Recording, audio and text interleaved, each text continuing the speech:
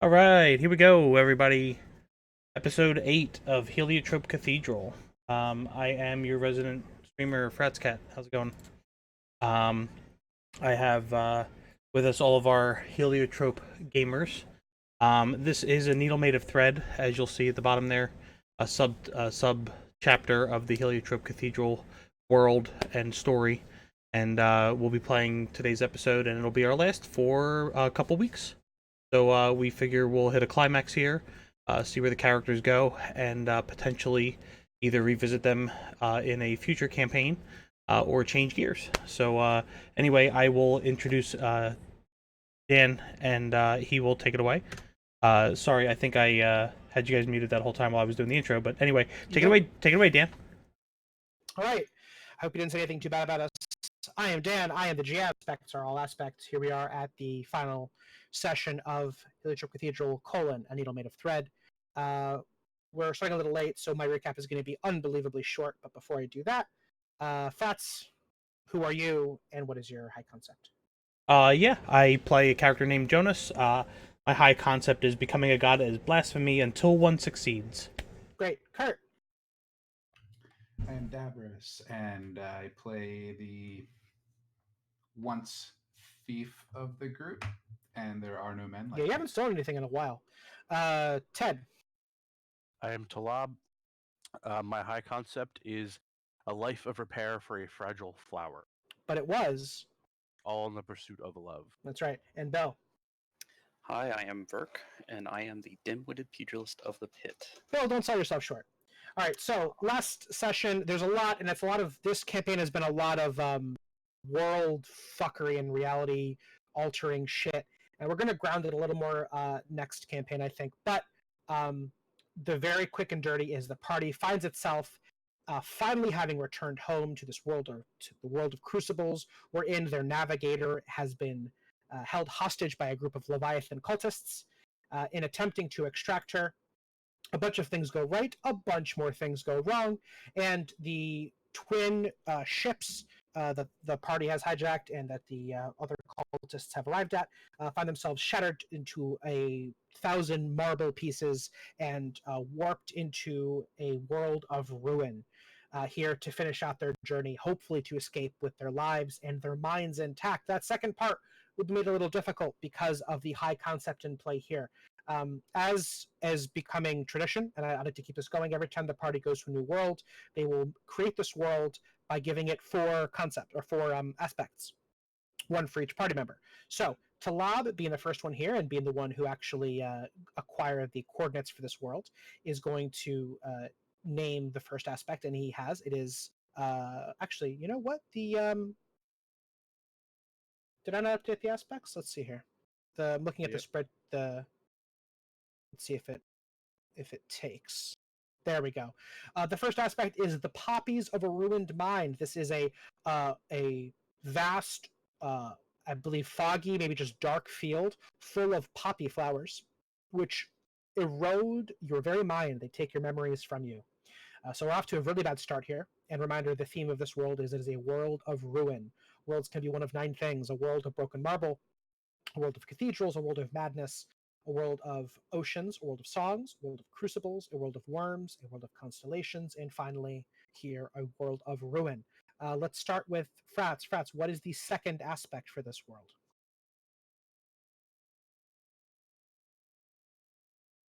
I think you might be muted. I am. Thank you.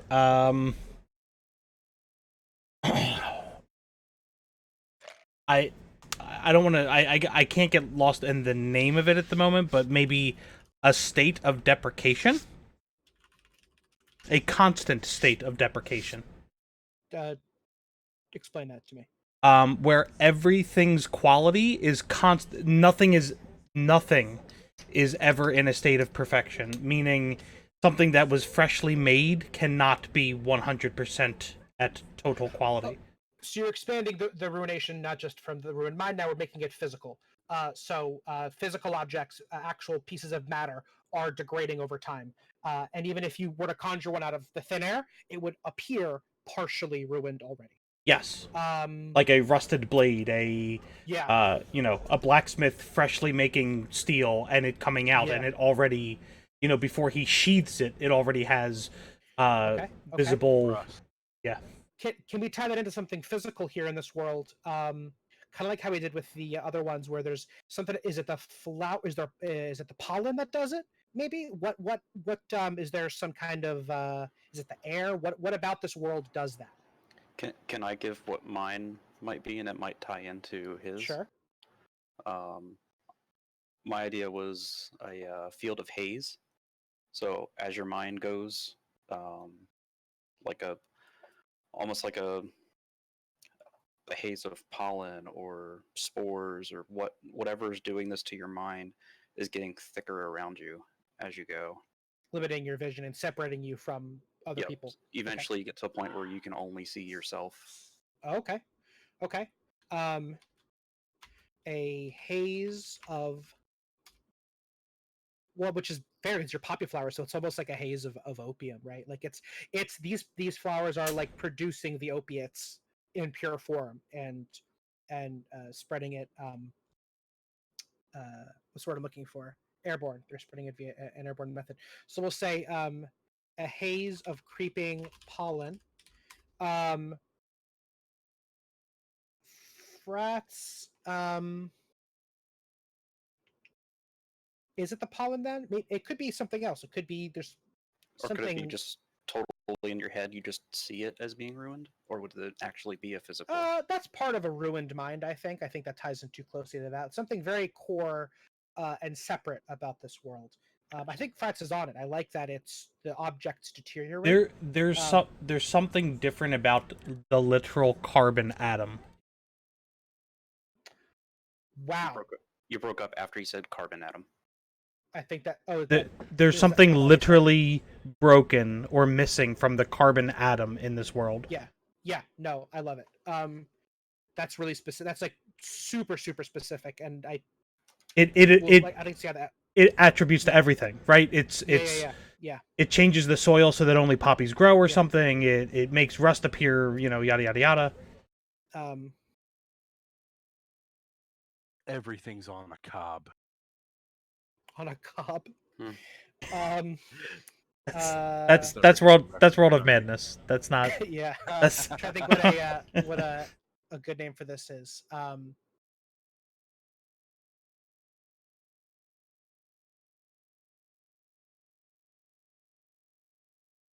Oh, here we go, Frats. The carbon itself is always degrading, and it keeps pulling. It keeps trying to, in order to keep itself as a whole atom, it's pulling in pieces from other things. That's what's causing the degradation. So not that the carbon itself by existing does it. It is eating the world, and it's eating other the things that that's made out of. So I'm with it. Kind of like carbon 14, but reverse. I don't know what that means, but yes. Or expedited. Is carbon 14 a thing that does that? It's how you carbon date things. So based off of the decay that you see within the carbon 14 of an object, you know how old it is. Yeah. Okay. Cool. Love it. And last but not least, Kurt. My world aspect, I want to be called Beneath the Eye of the Coven. This world is run by 3 witches. One which is responsible for the ruin, one which is responsible to keep it from being ruined, and one that is responsible to keep it balanced. Fucking love it. Love this shit. Yep. All right. So what's it called again? Under the Eye of the Coven. Eyes? Sure. They each have one eye. I was thinking of, I don't know if you want to do like the Fates thing, but it's a little too on the nose. So we'll say they all have all their eyes. Mine was a little on the nose too, but no, you're right. Yours is on the nose in the sense that poppies do that, but it's not like there's a popular Greek myth about a field of poppies. Not a popular Greek myth, but there's a popular movie. What movie? The Wizard of Oz. Oh my god. I didn't even make that connection at all. Whatever. It's done. It's too late. All right. So, Fine. Did it pop? There's 3 there. Let's see, poppies, haze, and all hungering carbon. There it is. See, we need for next campaign. We'll make a 4th slot. For right now, the 4th one is appearing under scene/session because I don't have the spots for it. So this world has 4 aspects: the poppies of a ruined mind, a haze of creeping pollen, and all hungering carbon, and under the eyes of the coven. So it is no accident that this world is this way. It is, in fact, this ruinous nature is not chaos, but in fact intense order. There are 3 witches, and I'm going to say only this world has only 3 witches, only 3 living creatures, and it's just these witches. And they have engineered this perfect state of constant decay. They're the only ones whose minds are not being ruined by this, but they've created these poppies that slowly take away your very self, your memories, and what are you if not a collection of your memories? A collection of the things that have been done to you and that you have done. In addition, the very physical matter that inhabits this world is constantly being eaten. I'm actually really love an all hungering carbon. This is really cool.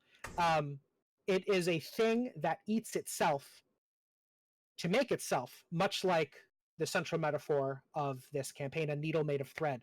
That was I'm hoping that's just some D&D magic there. I certainly didn't plan it, but so this creates by eating itself. And finally, very physically speaking, as you maneuver this world, as you adventure, the longer you stay here, which the longer your mind is ruined, the more the pollen seems to gather around you and cloak you, hiding you from yourself and others. So not only are you losing yourself, you're losing everyone around you. So not a great place. The only benefit here is that this seems to be an equal opportunity terror, and the 11 cultists are also in this space wandering around. So as you are here, standing in the field, surrounded by, uh, as I said, thousands of shards of black striated marble that once composed two impossible spacecraft, some of which still carved in gold the 8 runes which were the coordinates of this place. As soon as you begin to wonder where you are, the poppies of a ruined mind begin to set in, and you start to lose yourself. We'll say that Captain Rilo lands with her gun drawn. You hear the whine of it charging, and then the whine just stays, and then falls off as she doesn't pull the trigger. There's a blade drawn, and then you don't hear it resheathed or enter the flesh of someone else. There's just quiet. So what do you see? Frats, you land. What do you see? What's happening to you? Um,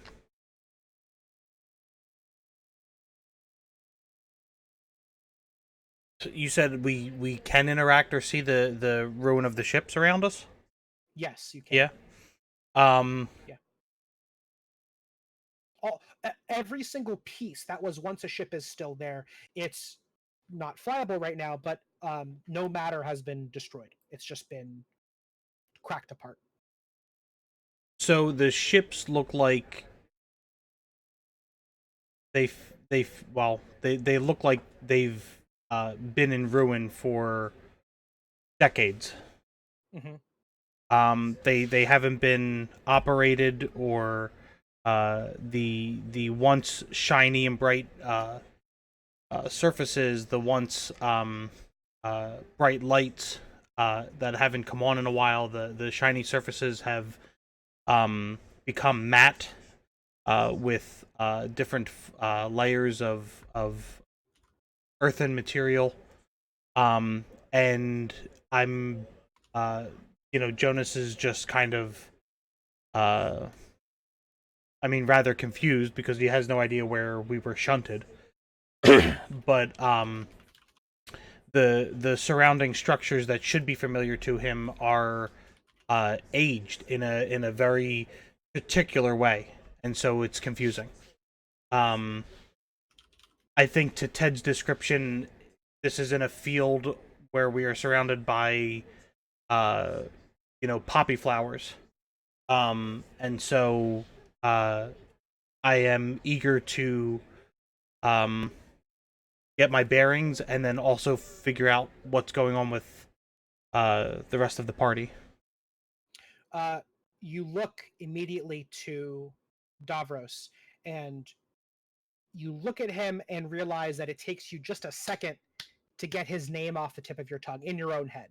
You're looking for that thief from the Davros, of course. Talab, let's go to you. What do you see?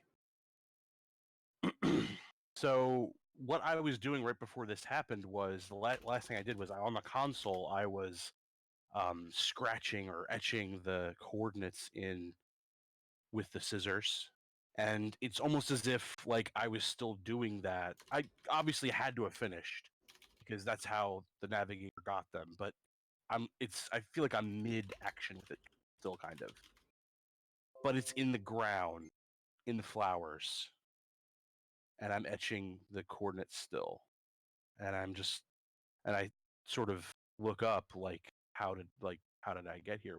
Where am I? I don't remember why I was even doing that. Off I look off in the distance into a fog, um, yellowy fog, kind of, because it's sort of The pollen.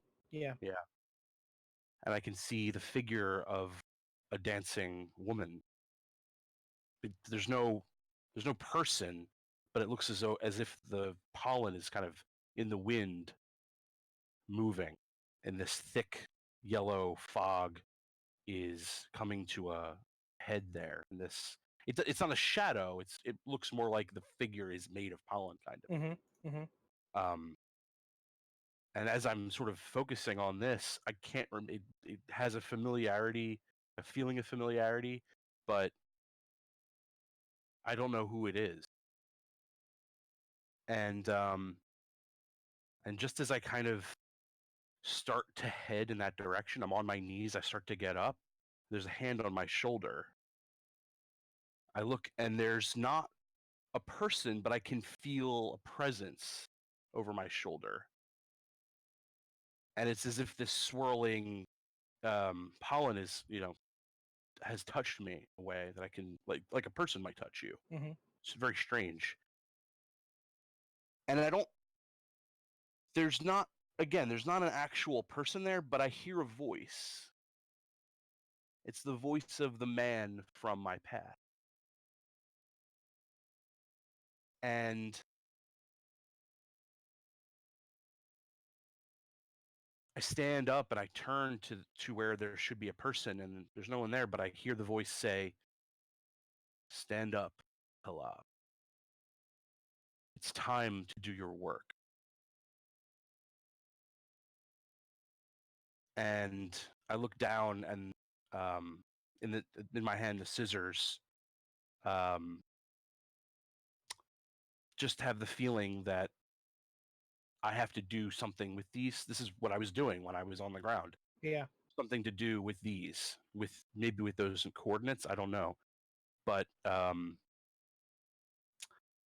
he is going to guide me away toward my next sort of direction. And I say, "You sound familiar." I'm saying this into the wind. "You sound familiar, but I don't know who you are." And I've never known. I mean, I've known his name. Yeah. A long time ago. I don't remember it. But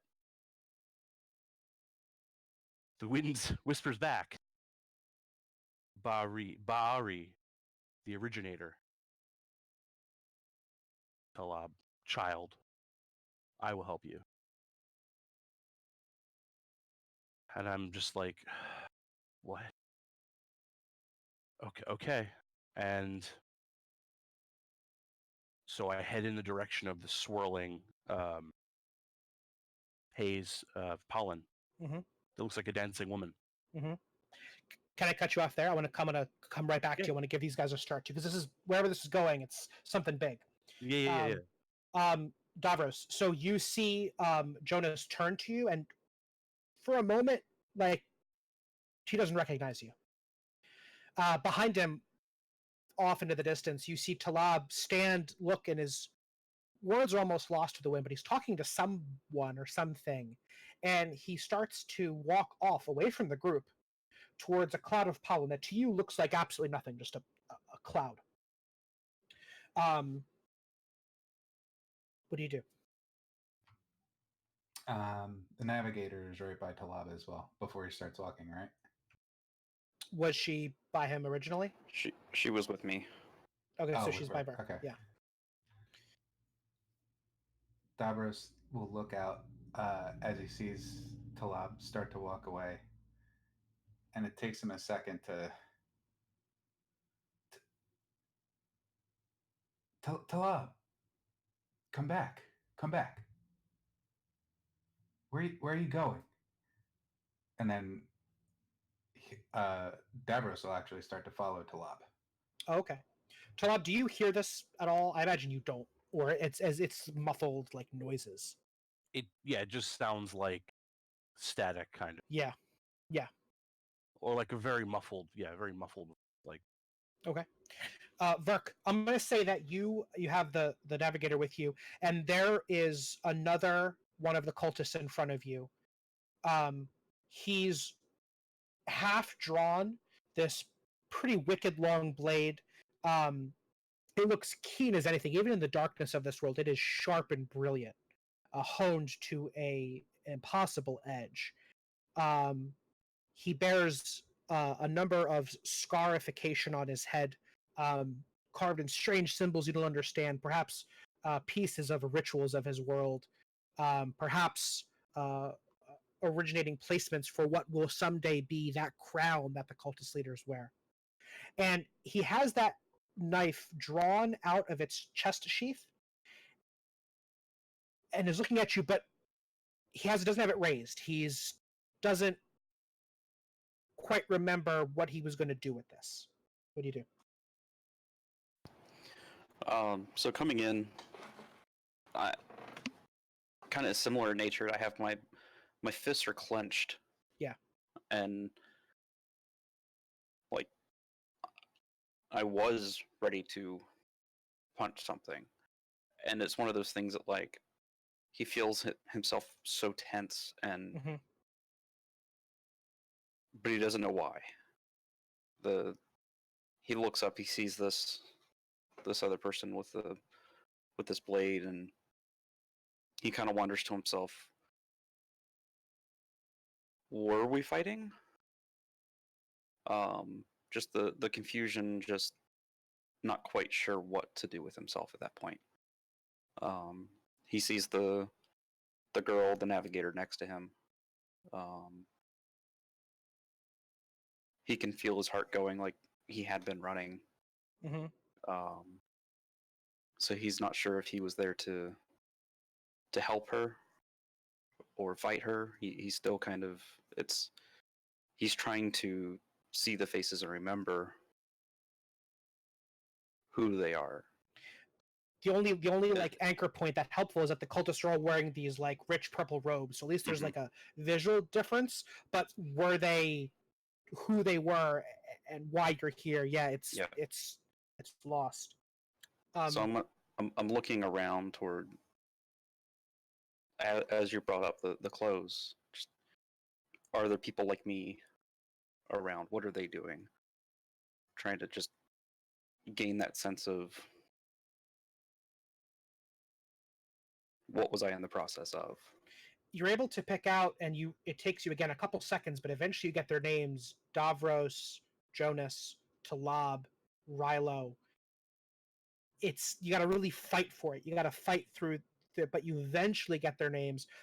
But none of them are looking at you. They're all kind of looking off in other directions. Davros at Talab at this cloud of pollen, Jonas towards Davros. Everyone just everywhere else but you.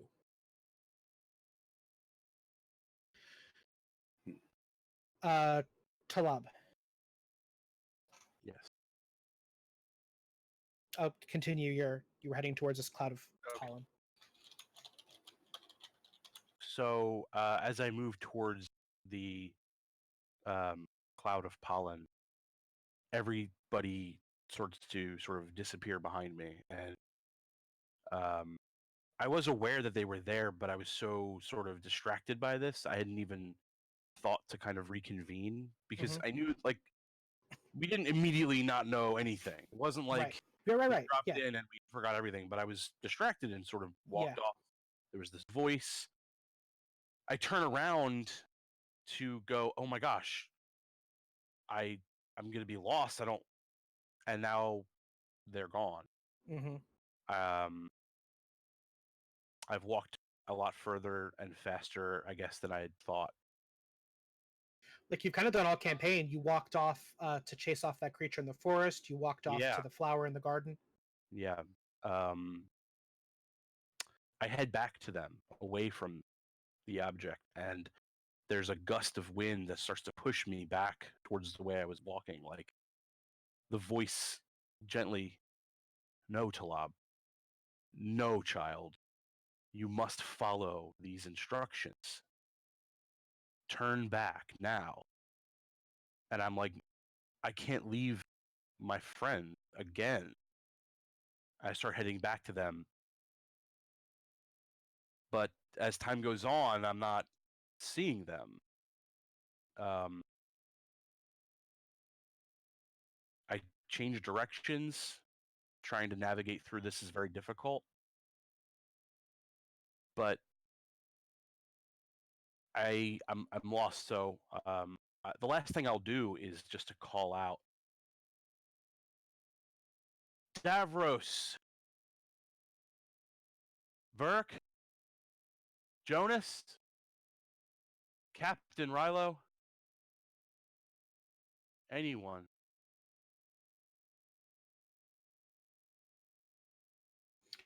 Davros, you're closest, and like Ted said, it's not that this is not an immediate destruction of yourself. This is happening over time, and you hear him call your name, and for a moment, your own name sounds a little odd, and that's kind of when it clicks that something is dramatically wrong here with this world. You're aware. You and Jonas figured this out about the same time. That like, oh, this is something being done to us. You can't quite make out. You see a couple distant shapes that might or might not be Talab at this point. So much of it's clouded in pollen. But you hear him call back. Why don't you roll me notice?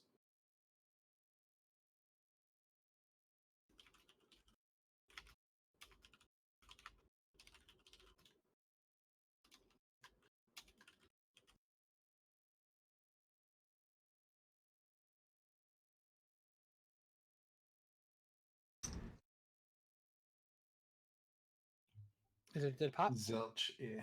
Oh, okay. So you cannot narrow down. You keep walking, but you don't know which. We'll say there's three. Which of these three kind of hazy pollen shapes is Talab? What do you do? You are keenly aware that you're losing yourself, and you look down at your accoutrement. You have Brightholm's sword. The hilt of it starts to rust. You see your equipment start to degrade. Your clothes, the thread, and it doesn't just degrade in normal ways. Like if you were to leave a cloth in the ground, it would just start to be eaten away by the earth. It starts to like a thread will begin to unravel itself and start winding down towards the earth and then fall like a worm, dead into the soil. What do you do? Davros will. Have we come across anything like this in our world travels? No. Like even in a minor? Okay. There's been like Worlds of Madness and things like that, so you've experienced some where your perception can't be trusted, but this is a so the worlds are created via they're almost at random, right? It's rare that you enter a world that seems engineered to fuck you over. This, because of the influence of this coven, is created with the sole purpose of destroying you. You've never felt a world this actively antagonistic before. No. All right. He'll look at everything and that's odd. He'll look up at the three figures that he sees out, and it takes him a second, but he decides to go towards the center one. Um, call out, Talab! Talab! The only thought that he was hanging on to when he initially made that decision is that new drive of I have to keep him safe, I have to keep him safe, I have to keep Yeah. him safe. Yeah. But towards the center. Okay. Jonas, Yeah. what do you do? I pull out my Life and Death of St. August, and I notice that pages are stained, and the binding is falling apart. And in the wisp of pollen-filled air and field-like breeze, I lose some of the pages as I start to thumb through the book. So I'm trying to center myself, kind of realizing, there's something weird or strange going on. And I would like to cast something to try to restore the book. Okay. Not sure if in character that would be World Right against the World of Ruins properties that are disrupting the quality of the book, or if it would be just a straight magic roll. It's up to you. I think that magic seems more appropriate here. He hasn't. I don't know that he's determined exactly what about this world. Like, this world is also physically ruinous. That might be a little much for him to put together right now, though I wouldn't say no if you thought that was appropriate. But I think magic is probably the better call here. Okay. So yeah, I think I'm gonna roll a magic spell to try to restore the book to its previous glory. It's a pretty basic spell. In D&D, it would be basically prestidigitation, I'm sure, or mend or repair. But the words have trouble coming to you. I'm gonna give you an ob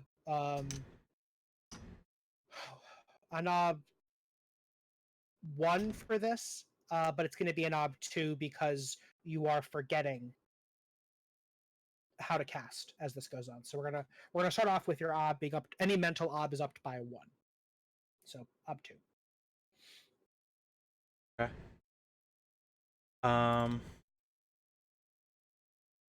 I'm rolling at a +2 for magic, Mm-hmm.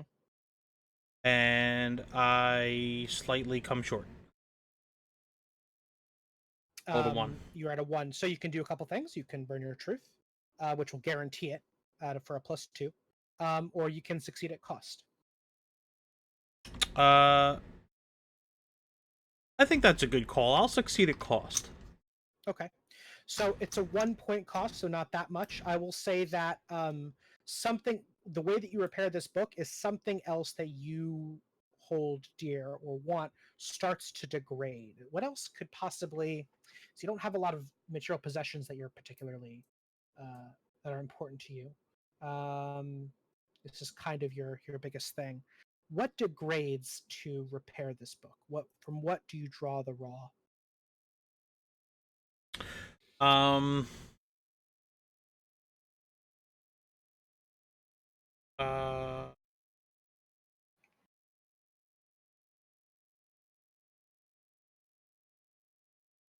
You have a I mean, thought, Ted? I If you have something, I just want a suggestion maybe, because you may not know this, but obviously this world, there's something wrong with everything that it's made of. You are made of carbon, and your carbon Ooh. is not Yeah. corrupted, Yeah. so it could be Yeah. made of you. How about I give you a 2 point physical consequence? Frath? yeah. How about nobody suggests shit when it's not their goddamn turn? Um. I Getting think this getting is a, great. getting a little tired of fucking enemy armadas and Yeah, right? fucking holes in your heart from carbon deprecation. I'll never forget when Bill said to me, "Dan, I think an entire armada should be waiting for us." I'll never forget it. No, Ted's right though. That's Yeah, fine. a 2 point consequence. What part of your body? What starts to go? Oh.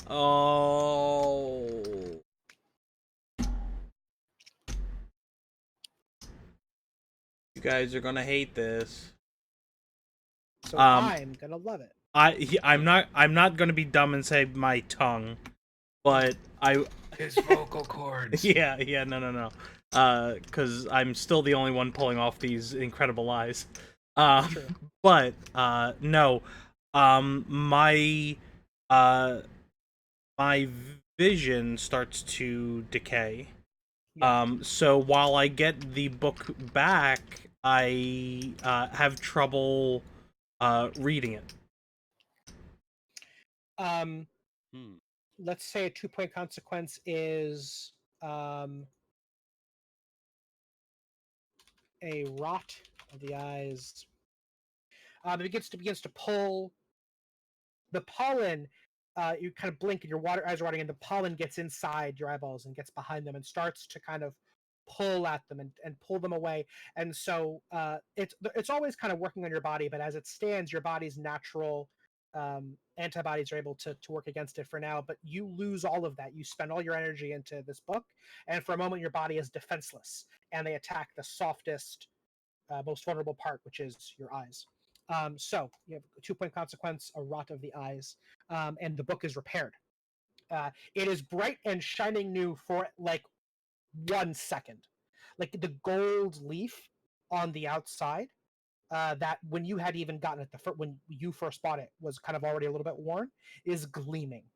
Yeah, this was somebody else's And book that I got. yeah, it looks brand new, and then immediately starts to degrade again. But it's completely readable for the time being. Do you look for something specific in it? Do you open it back up?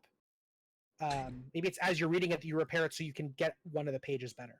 Yeah. It Okay. was specifically I lost one of the pages in uh the breeze Oh, to so this brings it back. yeah to talk about where St. August goes after the trip to the garden. Okay. Uh, I've got a great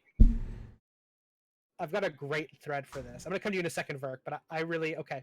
So right next to you, let's name this guy, the cultist leader, this brother. Brother what? Brother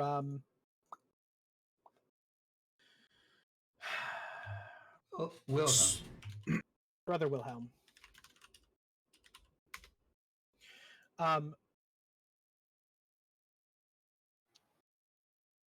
Brother Wilhelm walks up to you and leans over, looking at the book, looks up at you. Now he is confused because he remembers you being an ally and you being an enemy. You being a brother and a heretic. And he's having trouble parsing which of those came first. Were you posing as one and then showed your true colors as an enemy? Or were you an enemy that was converted to the cause? He's having trouble. I'm going to do a roll here, evens or odds. Odds, he thinks that you have recently strayed from the flock, and evens that you have recently been converted. So let's roll here.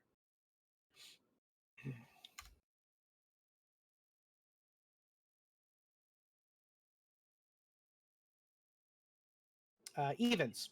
So you've recently been converted. He looks puzzled, but then puts a hand on your shoulder and says, "Brother, this work is strange. What have you brought for us?" This what is strange? Work, pointing to the text.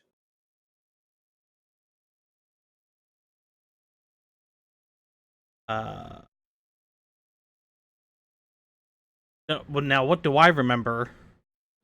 Well, it's up to you. I'm not trying to mind control you, but you will say it's pretty. It's you know that these guys at some point were your antagonists. They might still be, um, but you've also it's tough because you got a lot of memories of being friends with these guys, groups of these cultists. They were all lies, of course.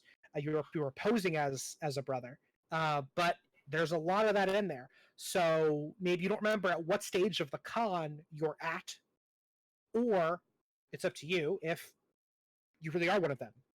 I don't know. I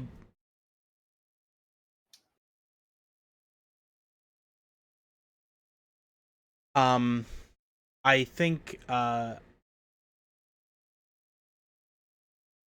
this is a weird place to have us play. I think I'll be in that kind of remembering them as an antagonist, but I don't know Sure. what the current status is. Okay. And I think I know, and I know me at the core, that regardless of the religious connotation of stuff around me and the fact that I know that he's probably a priest of some sort or a cultist of whatever, that uh, I've done this far too many times in my life to lose it. I've played along. Yeah. I've been the wolf in sheep's clothing. So I placate his question, and I'm like, brother, I think we've lost our way, and I'm reading the text that the Leviathan gave us, for us to find our way back. He looks down and points at a passage and says, "This here, who is this?" Now, can you read what he's pointing at? I'm going to No. Great. I'd love to compel something on you, Jonas. Sure. I would love to compel.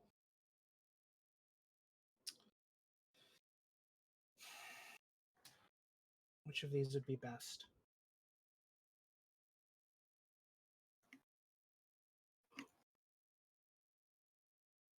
There's no such thing as an atheist in a foxhole. Let me know if you accept this compel. You look down and you can't quite read what it says, right?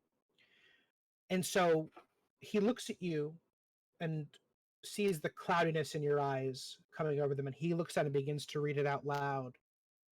And he says, he's reading the part where St. August walked into a garden.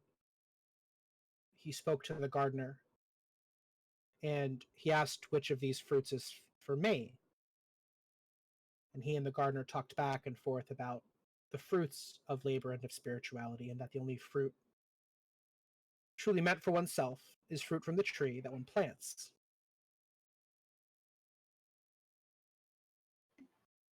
The thing you believe in most, Jonas, is yourself, right? And so there's no such thing as an atheist in a foxhole. You are absolutely a religious man. You believe that you are St. August. Because as he reads out these passages, they describe exactly what you've done, because you've spent the past few months meticulously retracing the path of St. August. So as he describes these exploits, he is objectively describing the things you've done. Mm-hmm. Do you take this compel? Am I? You Am don't I? have to take compels. You can spend a truth to reject it. No, am I going nuts though? What's the compel? That's That you believe you're St. August? that. I'm pretty sure I already believed that. Oh god. What's the compel, Dan? That you don't, because when someone calls you Jonas, you're not going to answer to it. Like, Oh. St. August. Oh, I thought you were like being method. a fanatical belief of Like this is your book. This book is about you. You are this guy. Not that like you're going to become him. Like you believe that you are the mythical St. August. Oh yeah, I'll take that compel every day. Yeah, I believe you 100%. It's practically an invoke. So as he reads it to you, it all kind of clicks, and you acquire this anchor point. Yes, I was in the garden, and I was here, and you keep the cruel sign and the forest. It is simply a recounting. Some of the parts seem a little bit exaggerated. You could chalk that up to the colorful poetics of whoever wrote this down.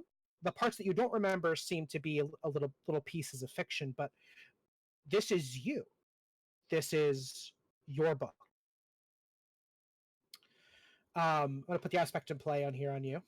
That I get to invoke, right? Well, anyone can, but yeah, but I am Saint August. Pretty simple.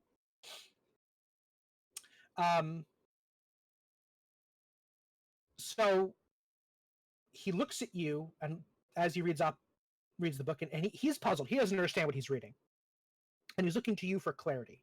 Do you give it to him?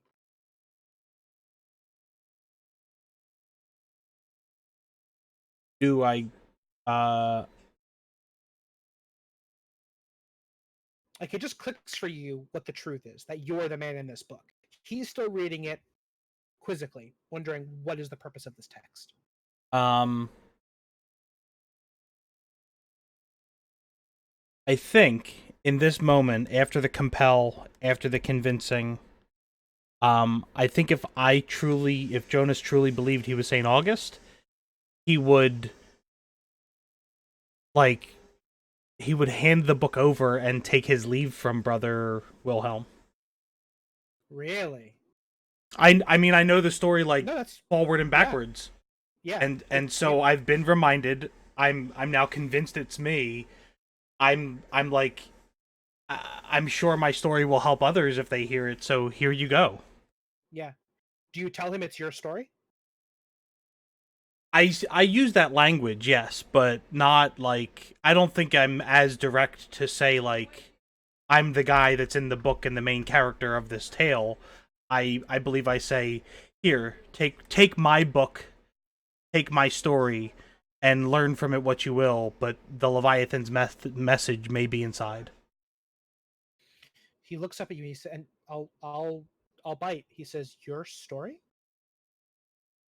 This is your tale?" Well, I mean, I'm sure. Well, you had to be there. The you know, I'm sure there's embellishments and um things that aren't as accurate as they could have been. Brother, was this your life before? And he pauses. Before our true God. And he looks up at you. Our true God, the and he can't quite land on what the name of the true God is. The Saint of Augustine. Yes, the Saint of Augustine. Yes. Yes. Father, Father, what shall I do?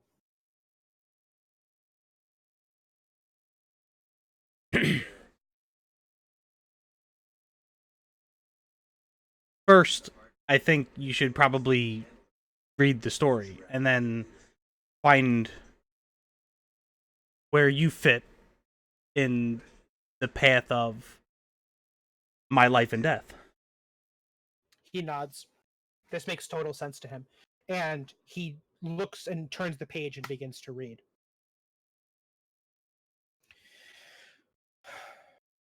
Verk,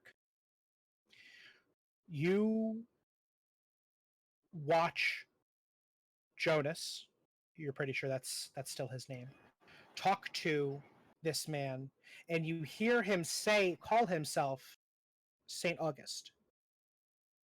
And you see this brother Wilhelm take the book and begin to read it. And the man with the knife turns and says, "Brother, what does the..." And he can't quite remember the word Leviathan either. And Brother Wilhelm turns to him, again having found this new anchor point, and says, "The Saint of Augustine. Brethren, listen." And he begins to read the text out loud. And not all of them.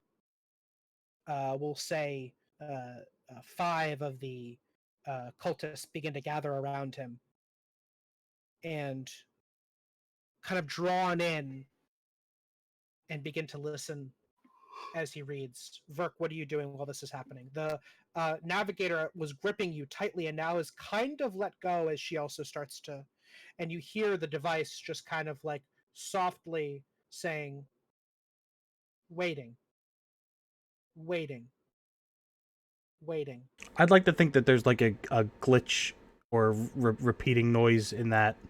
Yeah, yeah. Um, did I see Talab walk off? Yeah. Um, and real quick, what was Davros or Joan? Yeah, no, Davros. Trying to remember which.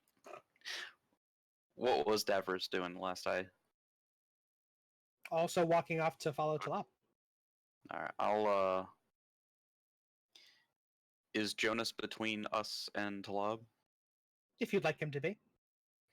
I'll start walking as if I'm gonna follow Davros off looking for Talab, and as I walk by, try to like not necessarily grab, but kind of shoo along to Jonas, gesturing that we need to go get to Lob so he doesn't go too far. Jonas, you see this. What do you do?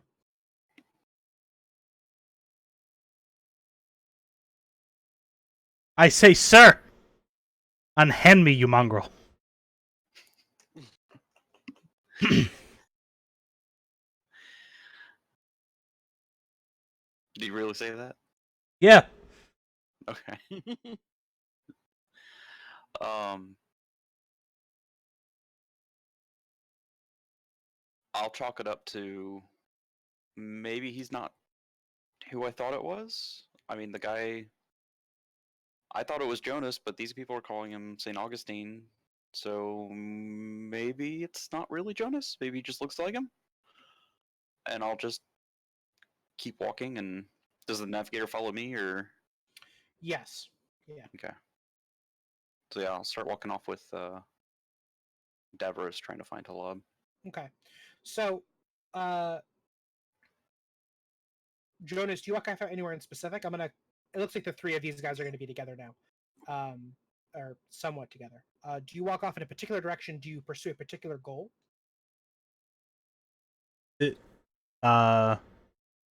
Yeah. I would like to start using World Right to try to fix my eyes. Okay. Via what world are you invoking to do this? What world's power? Or is it simply ruin? You're just countering ruin. No.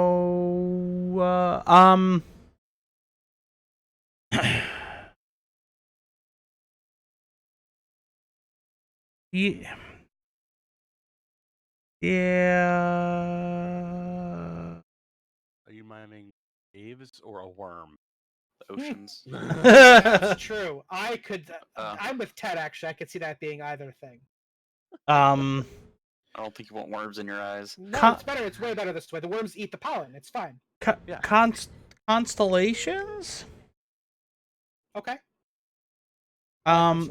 Yeah, constellations is like everything it has a clear path and it like works the way. There's no randomness. Yeah, so I'd like my eyes back to a state where they work the way they're supposed to work.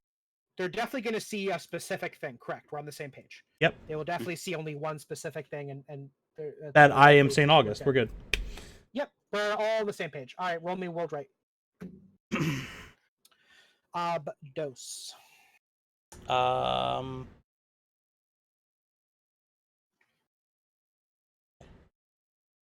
Oh, I should clear mine. I rolled a dose. All right. So, as you perform your very first miracle here in World of Ruin, and the cloud parts for a second. All of you see this, and there is a just twinkle of starlight, and you see them in a pattern. It is a we'll say it's a ship. It's the Glass Domino, in fact. Not that you really know this. And you look, and the stars are brilliantly clear, and you feel the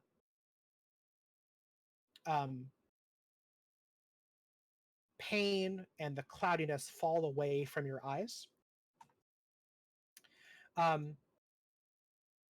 You still have that aspect, but for the next little while, you can see perfectly clearly. And as you blink and look down, you see all of the pieces of the black marble glittering just like the starlight above. You can see, in fact, every single piece in the grass. You know that there are 1,437 pieces, and you can see all of them.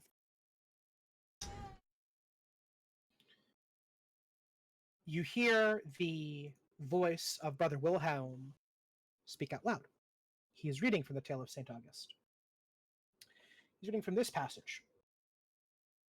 Kill him, kill him, kill him, kill him. While the grapes are on the vine, break him in the early dark, burst his body upon the wine. We waited long into the winter when the low sun and the starlight broke upon his footprints like the fire breaks upon the night. And what a treasure hidden in the vineyard. What a story he confessed. In trellis iron upon that skull, scrimshod, sacrificed, and blessed, and we dropped his body down the well while we waited for the word to come. From our God in heaven, August, our work on earth is done. But our work, like old stories and like water, floats the bodies to the top. The mines were long abandoned, but the canaries never stopped. Day will break upon this flowered meadow. Sinners' corpses in bloom, limbs like crooked sets of coordinates, unreadable markers on the tomb. And he closes the book. And he looks in the distance and says, by word of St. August, we gather the iron and we break the sinners upon the wine. Amen. And there's this kind of muffled, cloudy amen. And the men all pull the guns out, the guns that kind of lock around their arms, and they, as it pops on their arm, you see them pull out wires and pieces of it and turn knobs and dials and jury rig it. And instead of a gun, the nanites in it reshape and make this large iron cudgel that forms and breaks and reforms. And it degrades. And every time it degrades, you see them like put a little bit of themselves, and the cudgel reforms. One of the men, while seeing the cudgel start to rust, takes a scrap of it and cuts open his forearm, readjusts some tubes and wires, and you see now 2 thin trickles of blood through clear tubing into the iron, keeping the cudgel whole at the cost of their own life. And these 5 cultists begin to walk towards the direction that Talab, Davros, and Verk had traveled.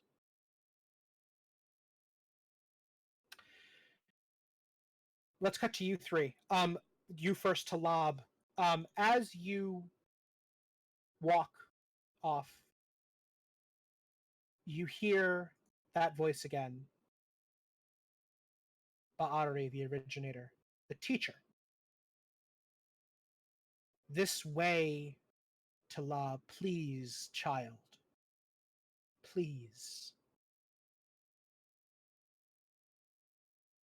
You hear dimly clouds of speech. You think maybe something that could be your name, but you've lain awake long enough under the stars to hear all kinds of sounds that make words if you look hard enough, or listen hard enough, as it were. Do you follow this voice? The way that I'm looking, which I thought was back towards the party, I still don't see anything. Mm-hmm. And I turn around and I think I catch a glimpse of an actual person, part of them at least, before it sort of disappears back into this roiling, almost like a mist. Mm-hmm. I turn back around and there's nothing, and I call out again, but I don't remember. I'm starting to not remember their names, so I say, Davidos, Vorok. No, what? Were there more than that? Wait, no. Jonas. Francis Gunn. I was going to have him hear that and then not realize that this is a. Well, He's back. Frats, you hear from a distance calling out loudly and clearly the name Jonas. Jonas. Does it trigger any particular memory for you? Oh. Can you hear us? Can you thumbs up if you can hear us? Can you? Are you your mic? Maybe you're muted. I'm back. Okay. Did you hear what I said? No, I'm sorry. Okay. You hear a voice call out to you, Jonas, from the distance of the poppy fields. Okay. Just do you react at all to that? Does that mean anything to you? Is there anything about Jonas in the book? No. Okay. Okay. All right. Talab. there's nothing. No, there's no response. There's no answer. You begin to see two shapes behind you, you think, as you look back. Two clouds of dust that begin to kind of gather upon you. And you know that Bari feels them too. And he says, keep going, my child, please. I look up in the direction of the voice, and I think to myself, this must be why I'm here then. So, yeah, I'll follow. The scissors weigh heavy in your hand. And I'm going to come to you, Verkandavros, in a second. Right now, I think it's going to be a lot of, until we get him somewhere, it's going to be a lot of you following and asking you if you follow him, and you probably saying yes. So let's cut right to it. After a little while, you begin to see the poppies grow lighter in color, the red a little brighter. The pollen seems to cast its own light. It's still hard to make out any specifics, but the area around you looks like now clouds of fireflies springing up from these little lanterns. And you begin to hear very softly a song. It's beautiful. Sung in harmony that rises and falls from minor to major by three voices. And every time you pause or reconsider, you feel that nudging, that push. Please, child. Yes, it is here. This is the way. I quicken my pace towards. I'm even going quick enough. I break into a run in that direction, and much like I did in the desert, I start tripping over myself, falling into these fireflies. Yeah. It's like they're thick as sand dune. Yeah. And I can still feel this like wind on my back, like a hand guiding me still. And I start running with scissors outstretched in my hand. Yeah. These must be yours. I must be. Till I've never went to elementary school. Nope. You feel, and the voice, as you begin to run, the voice says, yes. And that yes is, there's a tone of finality to it, like you finally understood, but also deeply sad. And it sounds, you think, a little different. The voice has changed over the course of your journey. You keep calling it Bari because that's what you thought it was, but you're no longer sure it is that same voice. Or if it ever was. But all that falls to the wayside as you break upon this clearing, and Davros and Davros and Verk, you both are wandering kind of blind when you begin to see like a knife cut through this cloud of haze, a thick wall of black, the black of the night that all the pollen kind of is cut from. It begins to seep back into it, but it's clear that there's a path. Being the only path you can follow, the two of you very quickly run into each other, and you see out of the haze of pollen each other's step.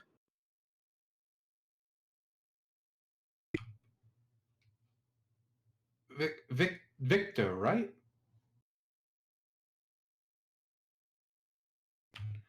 Davros is pointing at you, Verk, when he says Yeah. that.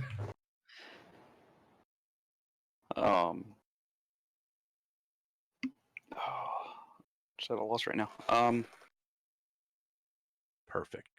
Yeah. I was gonna say that we are. Yeah. Use that. I could just cut right to. Just what's your reaction upon seeing Davros? Jeez.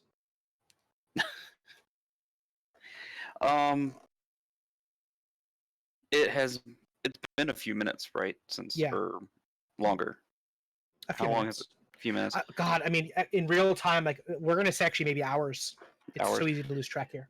That's why I was like, if it was just like a minute or two, then it would be one of those like, it would take a second, but then it would be like, aha.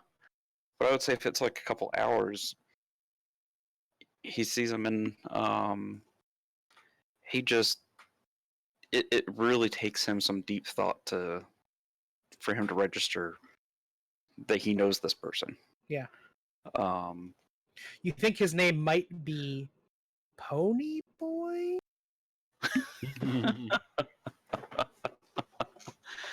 um, he'll move closer to him and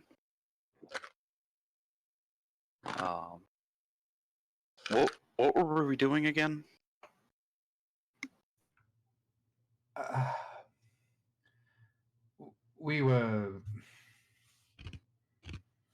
We're like standing in the black, like where everything is kind of collapsing back in now, right? Yeah. Yeah. We were. I think I was supposed to save someone from something. I think.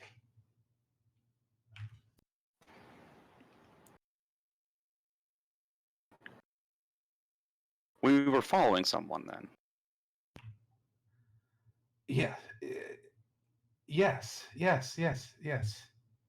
Which where?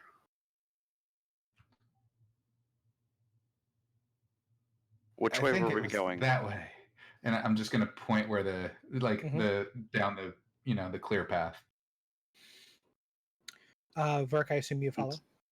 Yeah, let's not lose any more ground and keep moving. As you run through it, it never gets clear. What I described to Talab doesn't happen for you. You never see these fireflies or these lanterns, and then the cut path begins to close in faster than you can run. But as you keep going, eventually the path completely closes, and there's nothing. You just hear quiet, and then you hear a sound. Talab, you break upon this clearing. The fireflies completely absent, and all the light fades for a second and then flashes up more brilliantly than it ever was. All the hosts of colors of 100 different kinds of rainbows, lights from 100 different worlds, scatter and refract upon this place, and the ground lit brilliantly still with these red flower lanterns, but carved into beautiful patterns, like a well-curated garden. There's a fountain in the middle of this, and around this fountain, 3 figures. They all turn to look at you. One of them cocks an eyebrow. I need names for these 3. The crone of ruin the crone of balance and the crone of creation. Um, Hmm.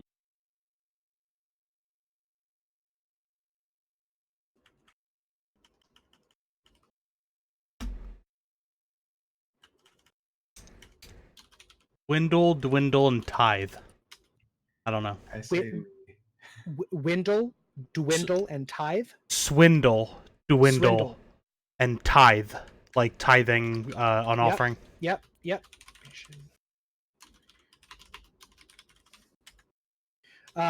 Tithe is creation. Sure. Oh, you didn't have a particular. Nope. Okay. So, ruin is dwindle. Creation is tithe, and balance is swindle. Nah, I'm gonna swap it. Spindle, because you make things from a spindle, Oh, perfect. Yeah. and needle made of thread. Themes, callbacks, Magic. magic. All right, so dwindle, spindle, and tithe. I love it. So they turn to you, and Dwindle is a. She looks like her job. She is old and decrepit. You can see flakes. What? That description is just amazing. She looks like her Her job. job to ruin a world. Pieces of her skin flake off like ash off of a burning log and fly into the air.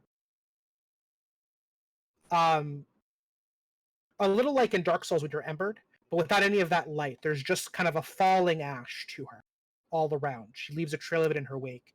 And she's kind of always reformed, but you never see the fractal nature. You never see like the flesh grow back. It's just somehow always falling off, but never quite down to the bone. And each of these three crones has a tool that they use to accomplish this. Dwindle has a I don't want to. A paring knife sounds very direct, but I was hoping there'd be something a little better than that.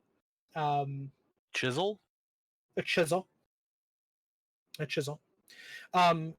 Spindle has she's sitting down and she has a spindle in front of her, and you can see that the threads are coming up from the greenery of the flowers. They're being pulled into this wheel and being spun into light, which is going back out into the world. And Dwindle is hunched over, and she like takes her hand and scoops a chunk of earth, and a crack like an earthquake fault, but silent, spreads as far as you can see, opening up, and then the earth and the flowers are then kind of poured inside, and the earth swallows it up. Tithe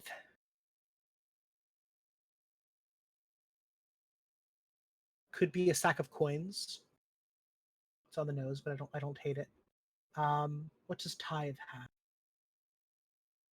I was thinking a scale, but that might also be two on the nose. It's very nose. It's balance. I want to see if you can get a little more creative than. Yeah. a gavel. Gavel. Yeah, but it's very like it's a particular period of adjudication that we're invoking with that. Like What about a box? I was thinking that to receive It's something. it's a receptacle. Yeah. It's not a thing that you would put in anything. Yeah. Or a tool. It's Yeah. a She has a box that she's holding out like an offering box, but the lid is closed currently. And she notices you. Oh, sorry. And so Spindle looks radiant, and then the radiance immediately, as if the creation flows through her and is gone. So she is living and dying constantly. The life flows into her from the wheel, and then she dies, like almost as opposed to the slow decrepitude of Dwindle. As the light flows out of her, she looks like a corpse, like drawn completely. The light goes out of her eyes, the hair falls out, and with a snap, she is brought back to life. like breathing. Yeah, just like that. With every intake, she is whole and radiant, and with every exhale, she dies as the life is put back into the world. And Tithe is a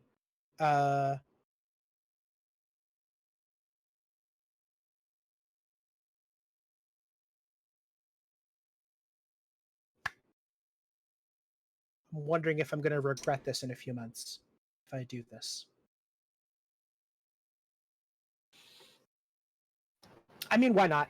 Tithe is a young girl of about 11 to 12 years old with maybe 7-foot long blonde hair that floats upon the ground and carries her to you.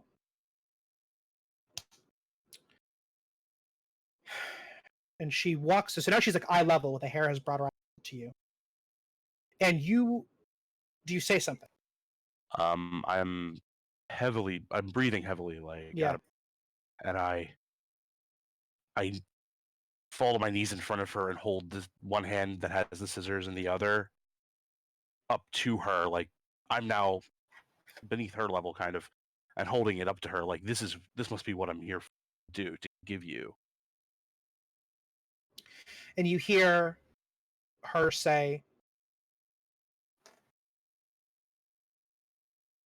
"How did you find your way here?"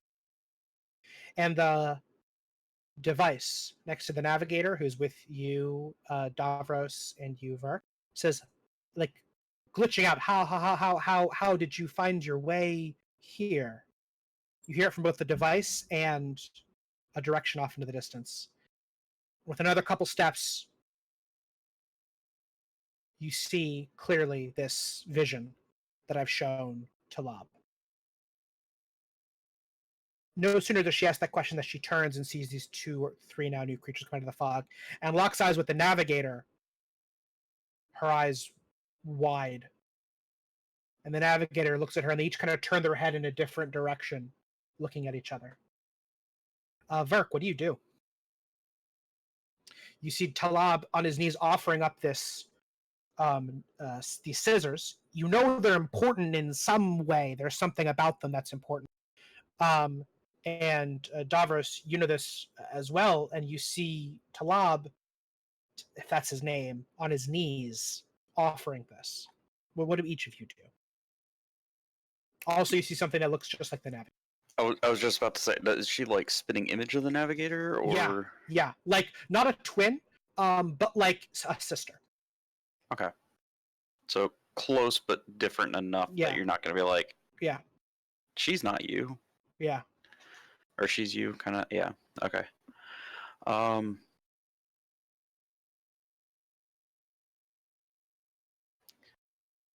I'll look at the navigator and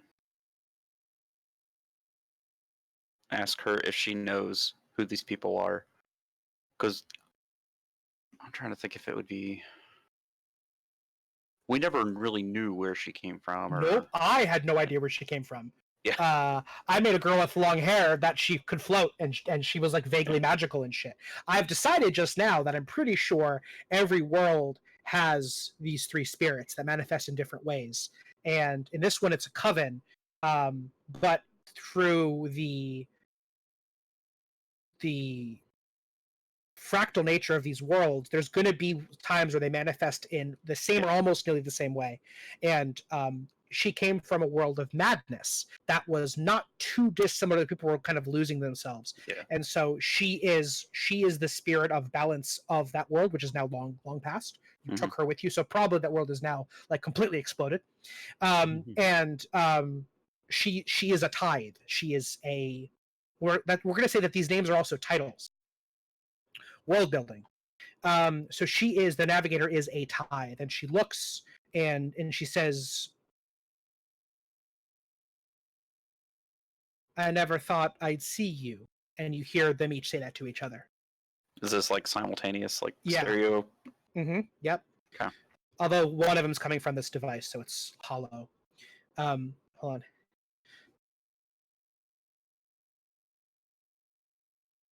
Bless Oh you. no! Nope, lost it. Oh, that's the Lost the worst. sneeze. That's the worst. Oh god, I hate that. And then they each say, Take a physical "You're like consequence. me." Would you say? Yeah. Prats gets a physical consequence. 6 point. No, you get one for the No. botched sneeze. No.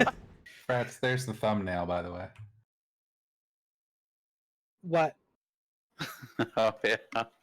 Oh, is my thing? Oh, okay. I didn't know if my stream was frozen or not.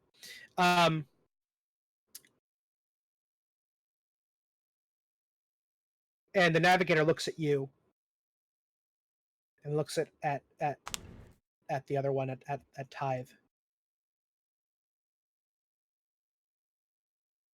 But then Talab, you see that she's not paying attention to you. I look up. I look in the direction she's looking. Do I see them?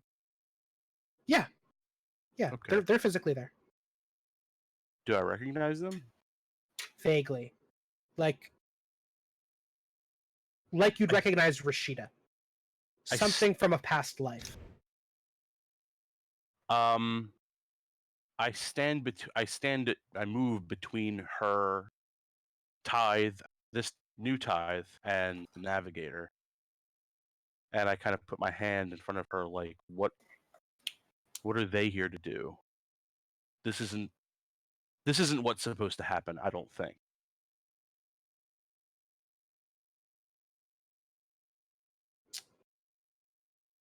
The voice again, louder. The timbre of it changed again. Please, child, here. Please take the blades. Take them. Please. I look around. I'm looking for. I turn back around to the other two figures. Mm-hmm. I'm just trying to. I mean, can I roll anything to find out if there's anything that matches this description, or is the he blades just referring to the to scissors? the scissors? Okay, I wasn't sure. So I look around like, what blades? Oh, obviously. And I gesture back at her with them. Does she respond at all? She looks at them, and as she opens her mouth to speak, Dwindle approaches. Ash clouding the air, preceding her. She looks down, and she says, "A fine set of blades." She looks at you. "Where did you get these? So no matter. These will do nicely." And Spindle, in this world, because they're all different, right? It wouldn't make any sense if they all are exactly the same power.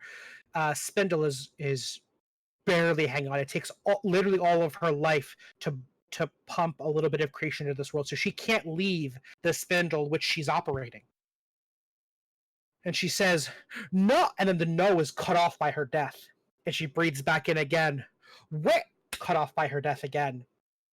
And Dwindle kind of smiles. She's been looking for an edge for some time, just to kind of push this world over. And she looks down and says, "Oh, shh, don't mind her. She's got the hiccups. Truly a fine set of blades. Tithe." And she holds out the chisel. She says, "A fair trade, an exchange for the box." And Tithe looks, you see Tithe is also a little bit cloudy, not quite in total control. Dwindle's clearly the dominant force here. She's got most of her faculties with her. And the navigator is just repeating, "A fair trade, a fair trade, a fair trade. Me, a fair trade, a fair trade." Verk, Davros, Talab. Let's go in order. Talab, you first. Or Verk, you first. What do you do? Something's wrong here. Something is you're not so far gone that you don't recognize when someone is out for something. Yeah. I'll say it. I don't think there's something wrong with the trade. We should consider this further. What's like he's trying to stall it long enough for him to remember what the meaning of the scissors are. Do you want to roll? Sure. Okay. Roll me will. At a 2, you only have a 1 in it, so it's a long shot. But it's Verk. I mean, its physicality is a strong point, not the mind.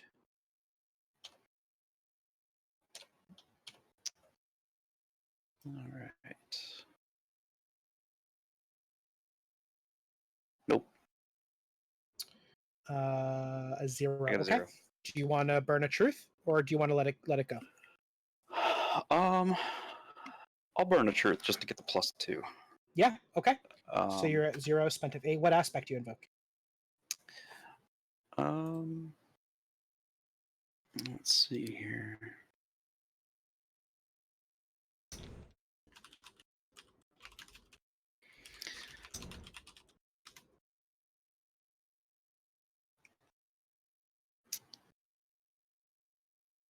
I'm trying to like look through and find if there's any that are.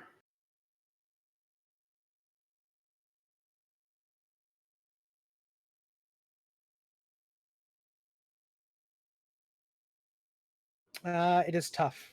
Yeah, I don't see any. Yeah, it's That would kind of a be stretch that. either way. Unfortunately, you can. Um, Yeah, I was gonna say we must consider this as come a long way from hurt zones. yeah. Um,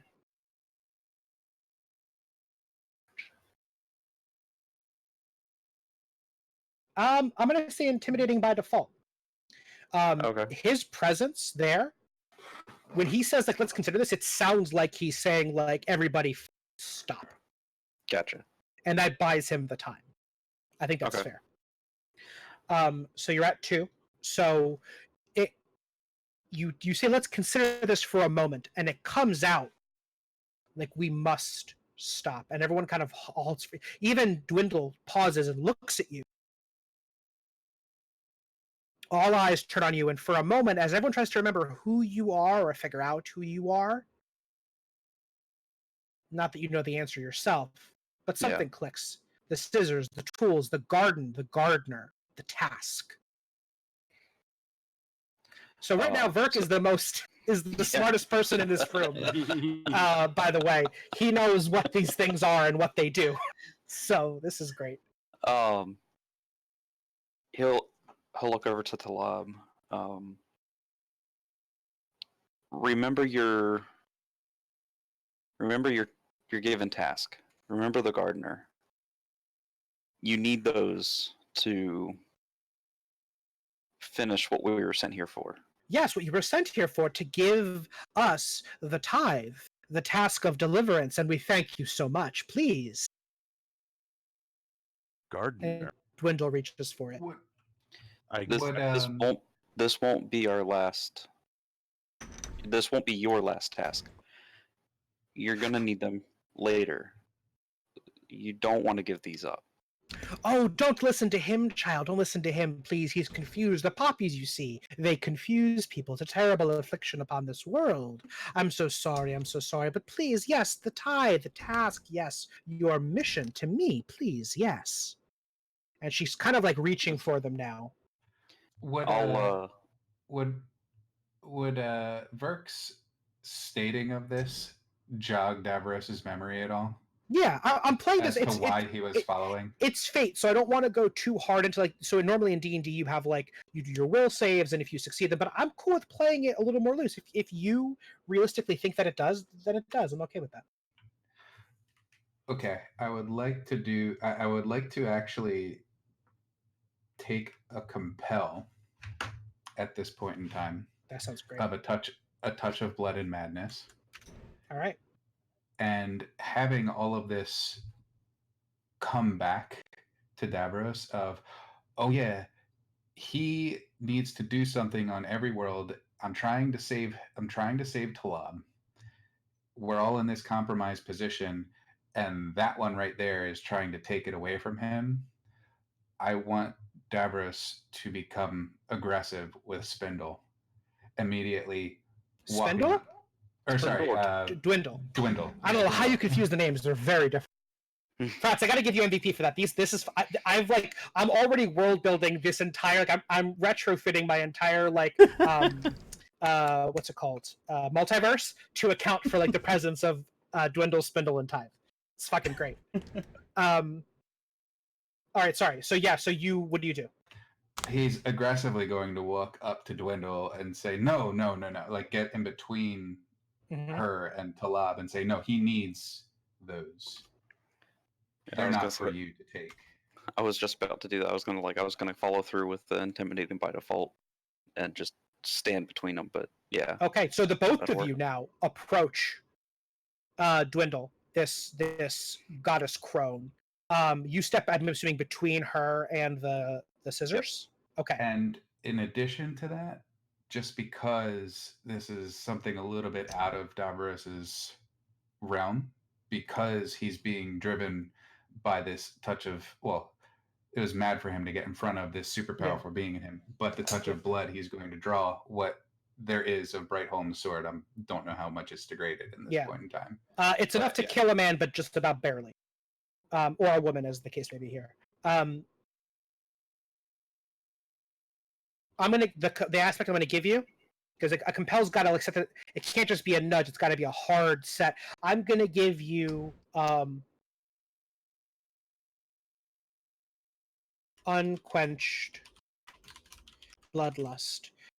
You are compelled now, in a very real sense, to draw blood. Someone's gonna die here.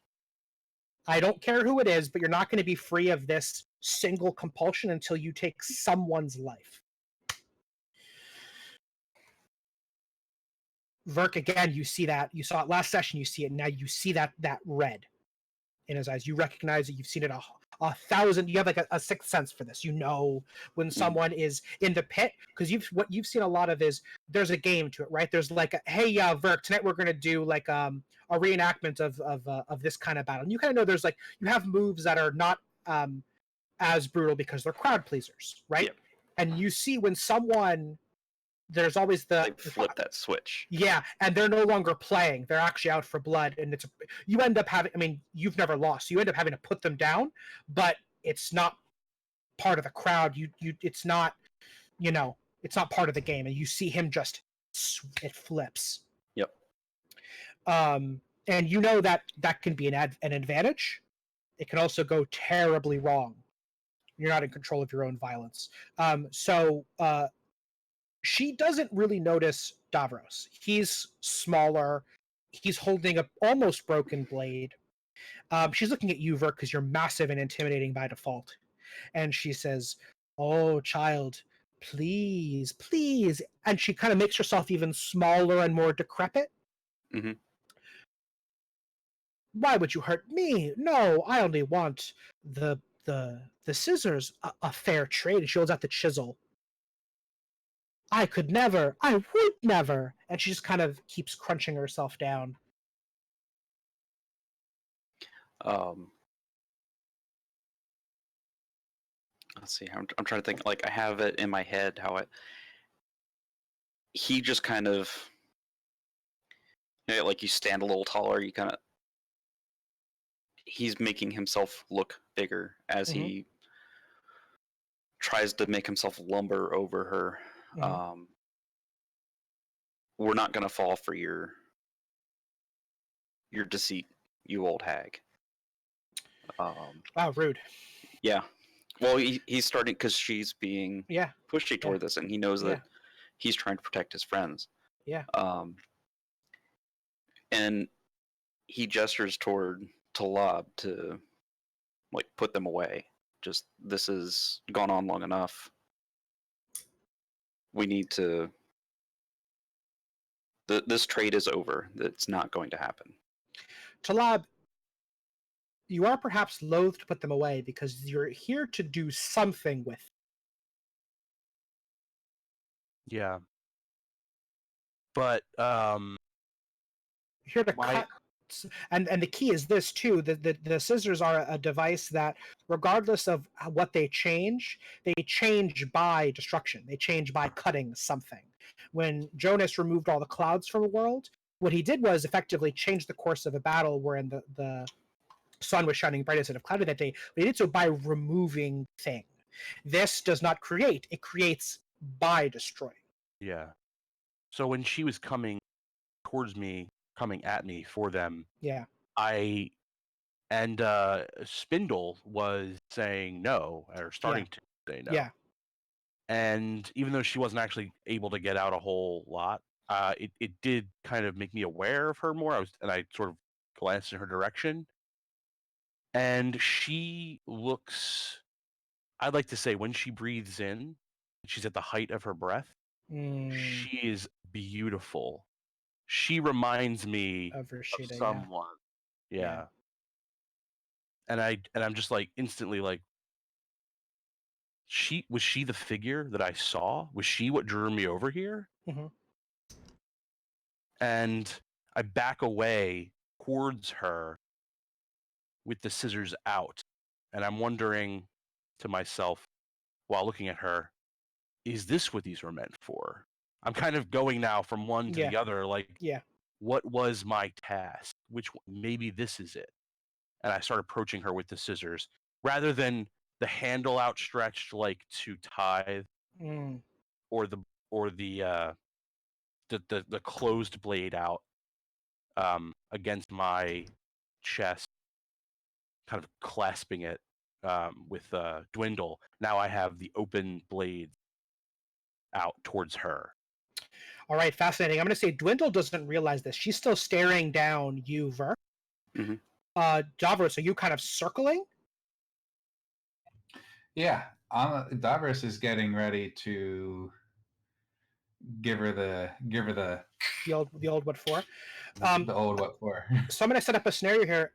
Talab starts, without you realizing, walking off towards Spindle, who's barely gasping in these warnings, this little bit of life she has, with the scissors outstretched. Verk and Davros, you guys are flanking Dwindle, who's just holding out the chisel, and maybe you do, maybe you don't realize that as she holds out the chisel as if to give to you, she's drawing it closer and closer to your heart. Tithe is just looking from one group to the other and opens the box, which is empty, and just waits. Jonas. Sorry. St. August.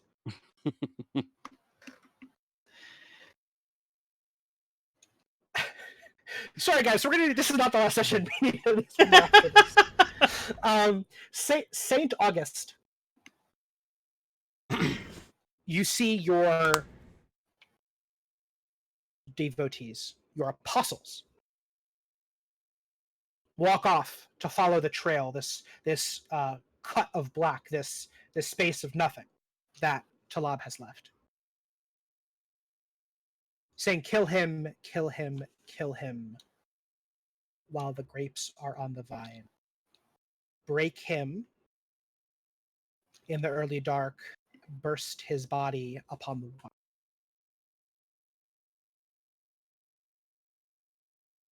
You recall this passage of the life of your life. St. August was a man of profound faith, and that faith inspired others. And not always, I won't say for the best or the worst, because you're loath to make judgment calls upon the tale of your own life. Who are you to say what is right and wrong? You are only yourself. You are only St. August. You live as you live, without the crude definitions of lesser men applied to you. But St. August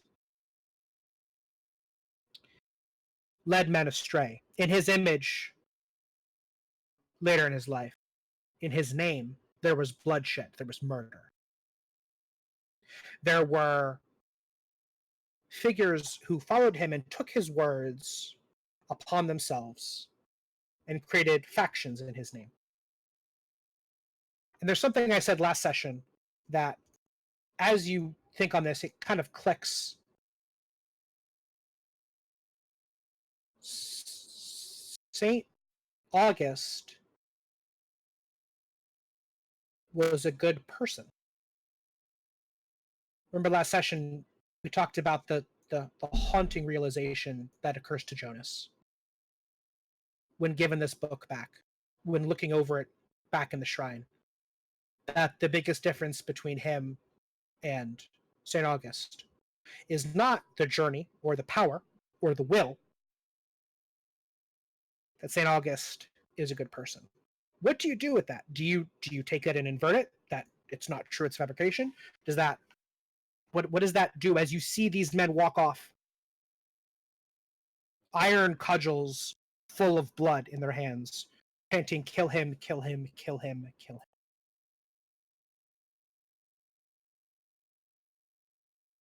him."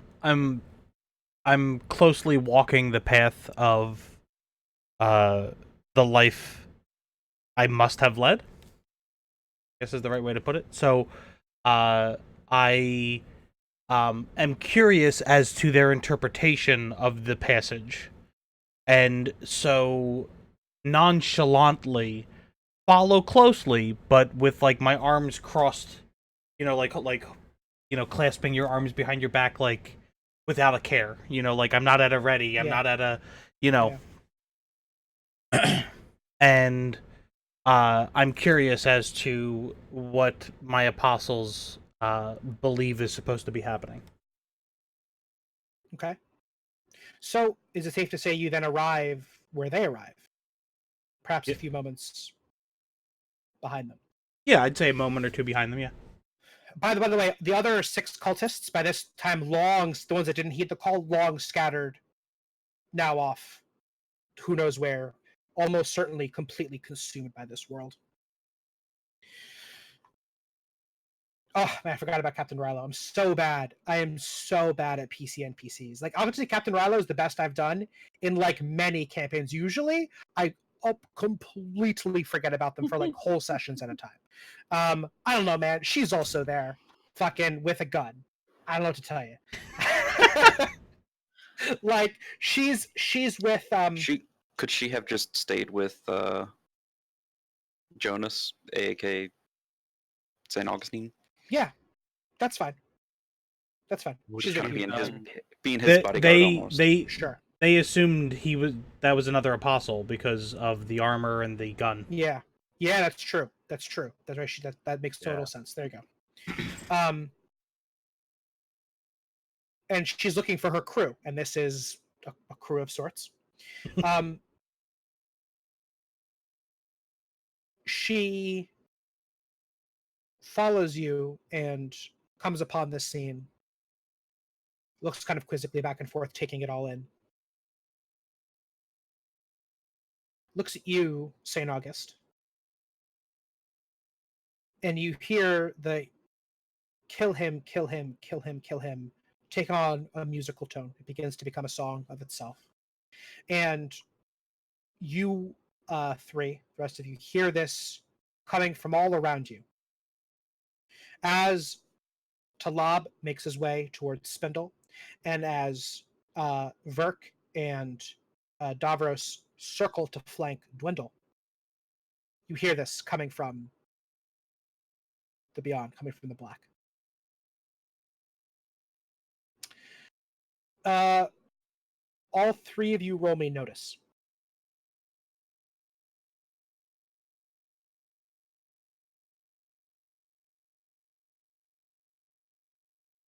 Pull up the stream.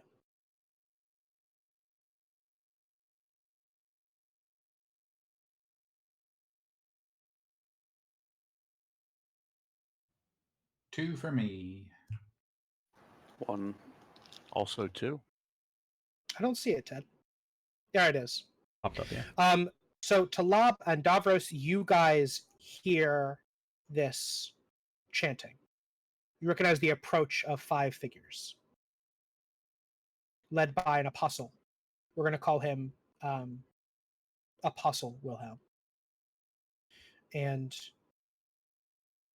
far behind them, still mostly cloaked in shadow, another figure.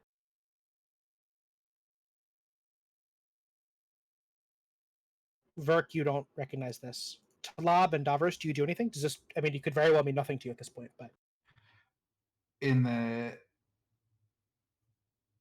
state of mind that Davros is in, he doesn't put together, especially with the situation. Obviously, he can see them, but in his mind, the kill him, kill him, kill him is coming from Dwindle. Mm, Because right now he is in, I have to protect Talab. Talab.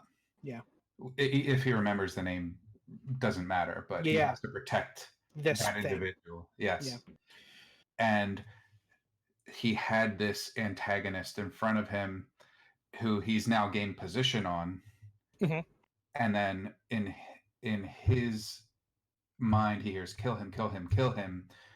So he perceives that as her giving an order or something to those terms. That's just what appears in his mind. Yeah. And then he'll take the rusted blade and he'll attempt to drive it back in her crooked spine. Okay. Let's hold that there for a second. Then you're going to make an attack. Talab, do you react to this at all? Hear it clearly? You Their hear it. song? You hear it. It's up to you how clear it is to you. But you notice it. I'm going to say that the way I'm going to do this is that he hears them, but he doesn't hear them clearly saying kill him. Yeah. Yeah, I And was afraid. Yeah. Instead, he Yeah. hears maybe not her specifically, but it's more vague, so that's the way he interprets it. Yeah. Yeah. Yeah. And instead of moving toward her with the scissors outstretched at her, he's going to run to her side and sort of embrace her around this spindle Hmm. with the scissors out at all of them, at everyone else.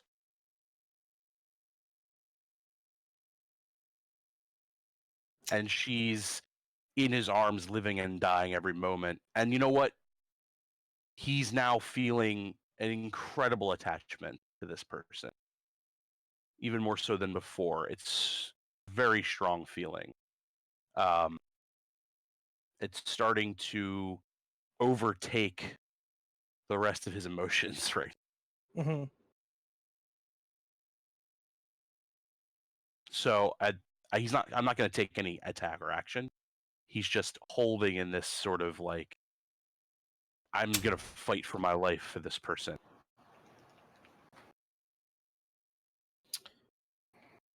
Jonas, sorry, St. August.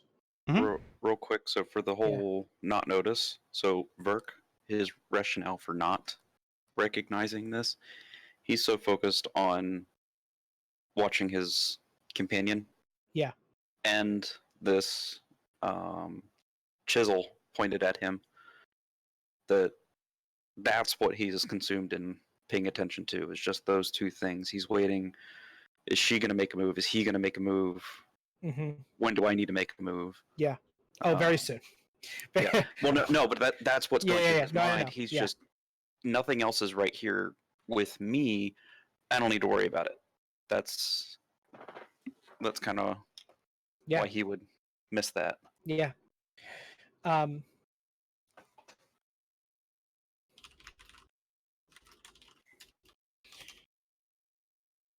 Jonas.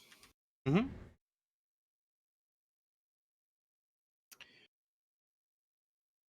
Oh, you know what? Yeah, we haven't taken a break because it's been really intense, but I want to take 5 to let this sink in and just to take 5. So right before we start, so Talab, you're good. You're holding Spindle with scissors out, like at all oncomers. The cultists are closing in, saying kill him, kill him, kill him, kill him. Verk, you are just tensed, ready for this. The chisel is approaching your heart. Davros, you are behind her, mimicking her action without realizing it. The rusted blade about to go into her spine. We'll close this on you, Jonas. What's the last thing you do before we break for 5?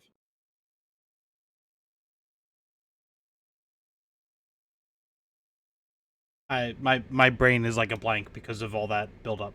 So let's just break for 5. Okay, we'll break for 5. Okay. All right, guys, we're back. Ba-da-ba.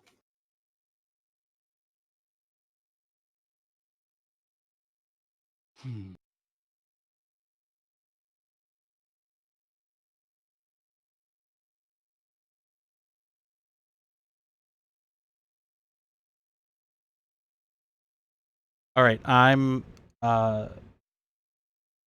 probably coming in here to kill everybody, so gonna need some of the party's help here with why I wouldn't do that.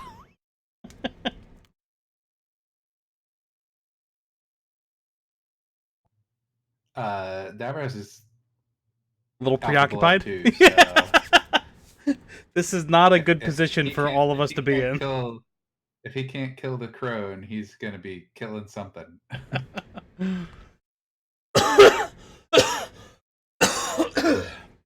Oh man. All right, let me go tinkle.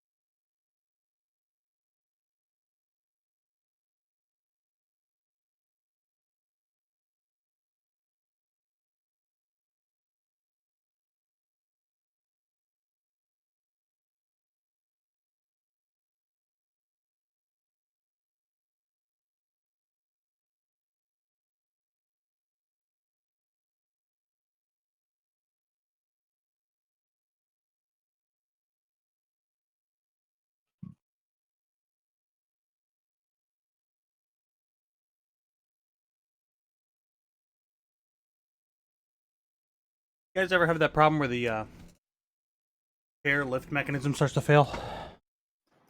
You mean like 3 Yes. months after you buy the chair? Yeah. Yeah. That sucks. Yeah, I've been Yeah, dealing with just- it for like 6 months, but I'm getting tired of it. So, cheapy workaround. Measure the height that you want the chair to be at. Cut a piece of PVC pipe that is that length and put that over top of the cylinder. Yeah. I mean, I just wanted it full height. Yeah, so that's what I would recommend is just cut a piece of PVC length, the length that you want it at, and put that over top of the hydraulic canister. And that'll just maintain your chair at that height. You won't be able to go up or down at all with it, but you'll at least be stuck at that height. I saw another solution where you use a hose clamp top of the height. Get it to stick with if it's having trouble, like it's too loose, you can duct tape the cylinder first and then hose clamp, and then it'll be super tight on the duct tape. Mm-hmm. So I think I'm going to go that route because I don't have a good way to cut. A lot of like local hardware stores, you can just buy PVC by the foot. And so you can just like get the measurement, and so when you go in there, you'll be like, I just want 6.5-inch long piece of PVC pipe. It would be like $1.50. I return. Raggedy. What? You heard me. No, you literally cut out. No, you got Oh, out. damn it. Called you a bunch of raggedy ass bitches. Oh. Like these 3 witches we got. Oh, what? Yeah, I'm gonna have so much fun with every world making a different. I want one where they're all animals. Spindle, Dwindle, and Tithe. I don't know why that popped into my head, Dan. I No, really it's don't. fucking great. I'm like 100% sold. I thought like just 2 not rhyming names and then tithe would be like just such a cool outlier. Yeah. And that's their titles. There's she's the Spindle, the Dwindle, and the other one is the Tithe. Yeah. That's cool. That'll help us shape the Navigator more next campaign. Like she's whatever that world is gone, so it doesn't like she doesn't have any like godlike powers. But the source of her being is she is a tithe. She is a force of balance, and so we can flesh out aspects for her that way, which is super cool. Yeah, because when I made her, I literally like I don't know if you guys thought I had like a thing for her, but I was like, yeah, she's magical. She's got magical hair, and she knows about the cathedral. Cool. There we go. No, you literally said just earlier in this session that you typically forget about them. That's true. But this one wasn't one I forgot about. This was one that I from the start I was like, oh yeah, she's whatever. Like she's just magical. You didn't intend for her to follow us? No, I try to not intend as much as possible. I try. It's hard, but I do my best to leave the rest of the campaign open so that I don't have preconceptions, so that I don't force parties down preconceptions, so that they can safely say we got where we got because the events happened organically. So for all I know, she could die here. Like I don't want her to, but like if it happens, it happens, you know. So yeah, I had no like intent of her surviving the campaign, but she did, and here she is. Okay, let's start back up. Let's we are in a tense scenario. Talab holding Spindle, coming alive with every inhale, dying with every exhale. Barely a force of creation, barely able to keep any part of this world alive. Dwindle, the dominant force here of decay and destruction, holding a chisel right above Verk's heart. It's moving. Verk, you think you're ready for this. You can take an old woman any day of the week. Yeah. This chisel is so much closer to your heart than you think it is. This is her deception. Not destruction, but destruction where you think you have just a little more time than you do. She's climate change. Guys, this is a metaphor for climate change. But no, that's what she is. So you think you have time to escape, and that's right when the final blow hits. So she's a Chinese Davros- hoax. Yeah, it's Chinese hoax. Davros, you are right behind her with your absolutely seeing red. Just you want to kill her because you want to save Talab, but more than that, you just want to kill her. You need to kill something. And Jonas, you're watching this with as your holy war descends upon them, and Tithe is standing in the middle of all of it with just an open box, ready to receive something.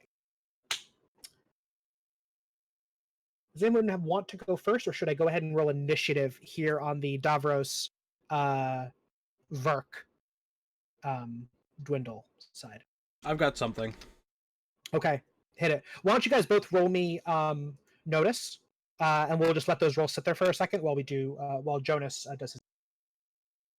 So as we come into this, there's a clearing and a fountain where all this is taking place, right? Correct. And all the red lantern flowers in the ground. So as we're coming into this clearing, I'm scoping out exactly what's happening, and you know, again, I don't know the intention of.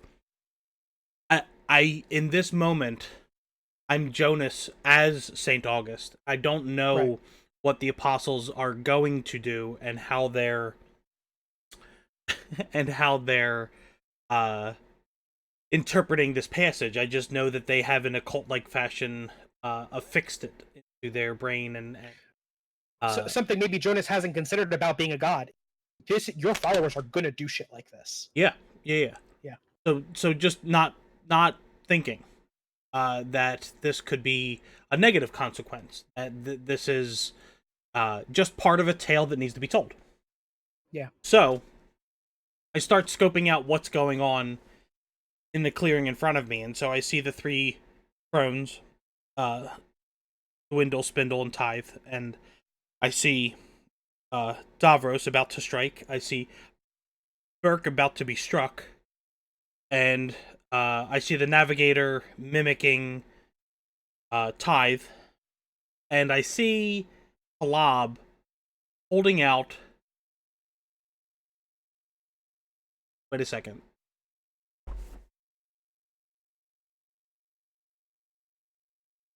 That's not right. Right? Those.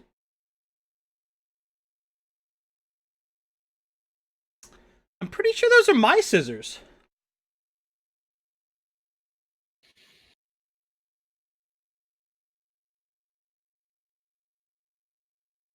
Hey, Wilhelm, hold up.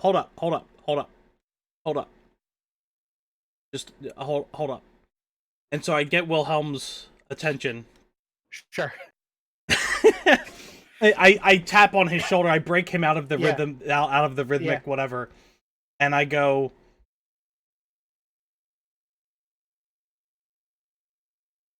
something's wrong here. I'm supposed to have those scissors.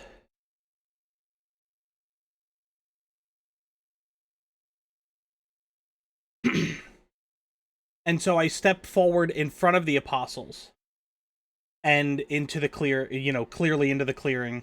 And I think as I step forward and everything starts to come more into focus, I see Davros and I see Verk and I see Talab. They're no longer shadowy figures. Mm-hmm. And I realize that I am Jonas living a lie as St. August, because the scissors were never intended to be mine. Yeah. And those are truly Talab's betrothed scissors for his task. And I am now about to wet myself. And following this great trend of every time Jonas gets a hint of godhood, it's snatched away. In this one, he for a moment believed himself he was a god, like truly internally, he really believed it, and then even that falls away. It's fucking. Jonas is like an all timer. For tragic fucking for tragedy. Do we have a notice roll? Is it Yeah, on the 3 rolls that are up on our. 3? Oh, should I not have left it? Oh yeah, Oh, you can or- clear yours. Wow. So I'm about to go first. Pretty sure here with this. Yeah, 5. Okay. So very simple initiative here. I'll refer back to my first statement there. What statement? I put in there -1. I'm Yeah. dead. Yeah. Yep. Oh, I see it. I see it. Yep. He is supposed to. Yeah. Are you supposed to kill the Leviathan? Who knows? So Dwindle goes first, and then Davros, and then Vark. To be fair, of anyone in this party to be able to take a hit, it's you. Like, if anyone else was of the people to take this, Take a hit versus take a magical godlike chisel to the heart. again, if anyone could take it, it would be you. I'm not saying you can, but if anyone, it would Yeah. be you. No, I Um, got you. After all, Okay, you're so supposed to punch Leviathan and kill it with your fists. it's so, true. Yeah. Yeah. Well, eventually he's got to enter the hyperbaric whatever Dragon Ball Z thing and This is become. this is body conditioning, right? Yeah, exactly. Great. So she's going to go first. She's going to hit you. So Dwindle auto hits, and her damage is automatic as well. She no, let's not do. I know what the damage is, but I will roll for the hit. She is going to roll a world right, and she has a 4 at it. Actually, she has a 5 at it. She has 1 more than the maximum any of you can have in a skill at it. And I'm going to roll to hit. Oh, I did this wrong.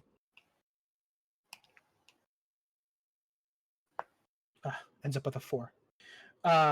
Just a terrible roll.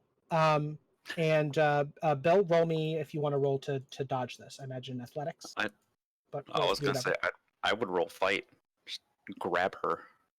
You want to roll fight to. I think athletics is no. Yeah. Because it would be like right here, right? So he would almost want to grab and pull past, as if it treated I it more think like a that's knife more fight. of an athletic kind of a thing. It than is only fight. because you don't want one skill to be too versatile because then you can use it for everything. I think I would still roll athletics for this. Athletics, okay. Yeah.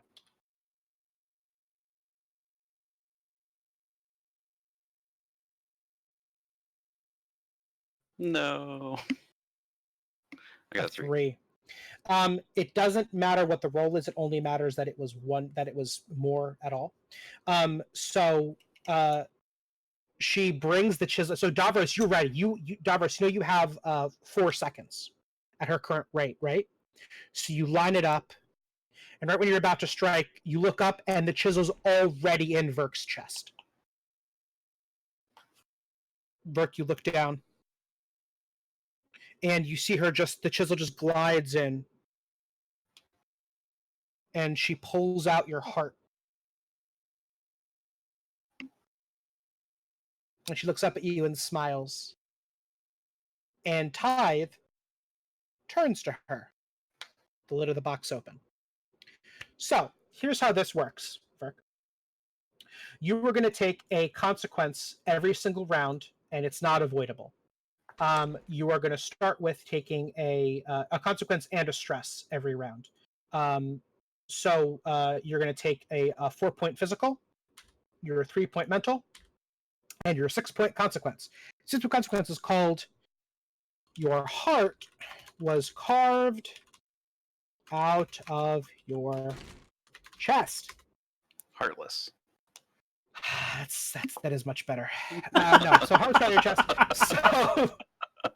So next round you're going to take a 3-point physical, a 2-point mental, and a 4-point consequence. One after that, a 2, a 1, and a 2, and you'll be left with, and then you'll be dead.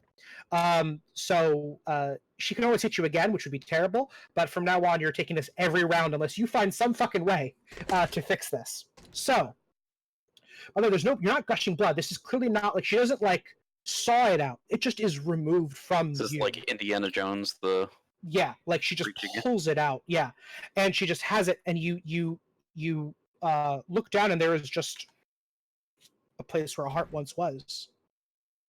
And she walks just like she stands up straight now. You see her in her full, like, almost a macabre sort of glory. She's maybe 9 feet tall when she's fully standing, and the ash spreads out from her like the train of a dress, flowing out 15, 20 feet into the beyond. The her arm is becoming coated in blood. Not as if the heart is spurting it out, but it just, by holding it, it begins to cover her. And you hear her harmonize perfectly with the cultists. Kill him, kill him, kill him, kill him. With a laugh in her voice as she approaches uh, Tithe with the box.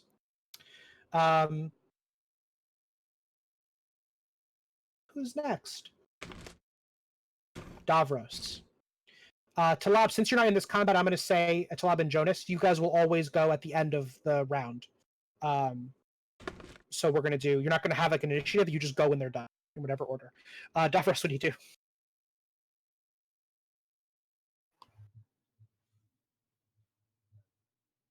Not much has really changed from his point of view. It's true. I mean, yeah, he's still, yeah. Yeah.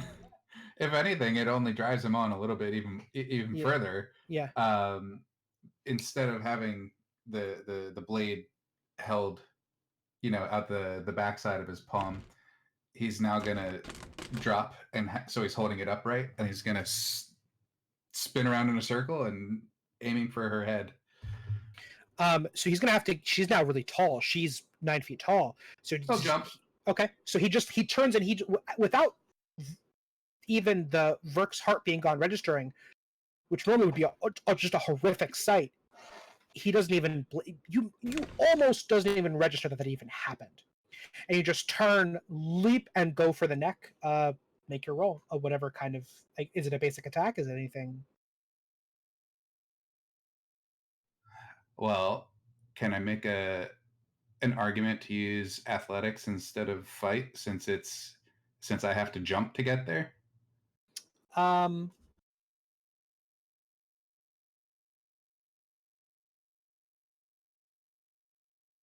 Yeah, I'll let you make an athletics to leap up.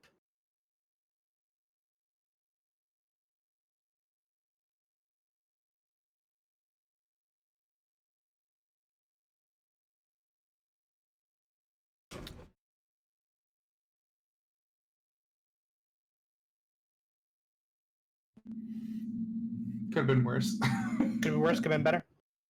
You hit her for 3.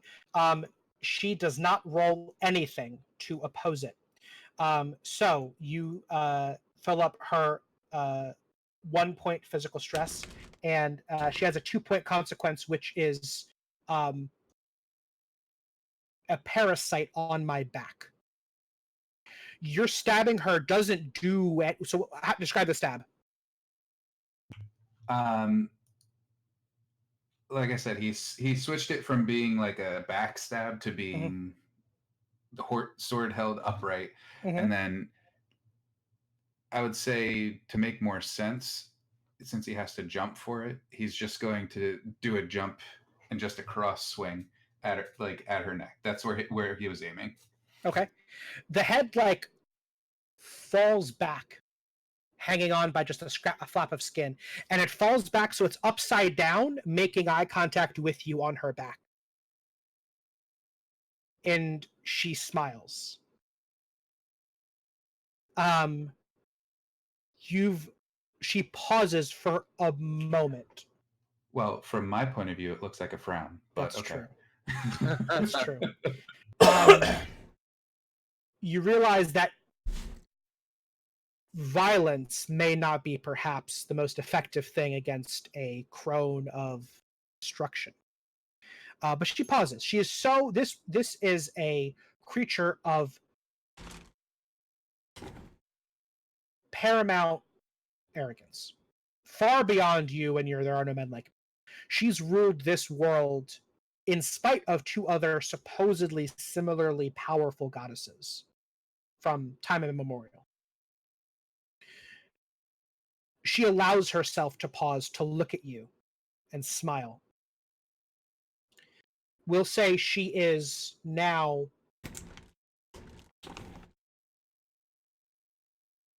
2 rounds from the box. In 2 rounds, she will reach it. She pauses, and so her move is canceled for this. Her move is effectively didn't happen this round. But from her smile, you realize immediately that you haven't done anything to harm her. You've just bought maybe a little bit of time. Verk. Oh, I kind of need that. Yeah. It's important. It's important. Oh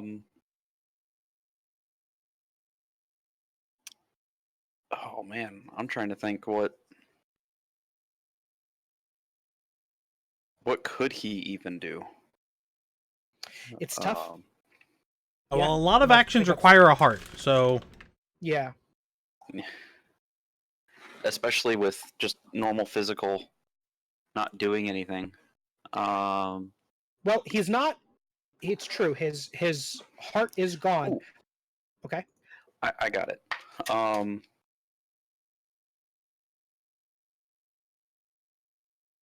Let's see here. You said her head is hanging on There's by a just flap a of flap skin. of skin. Yeah.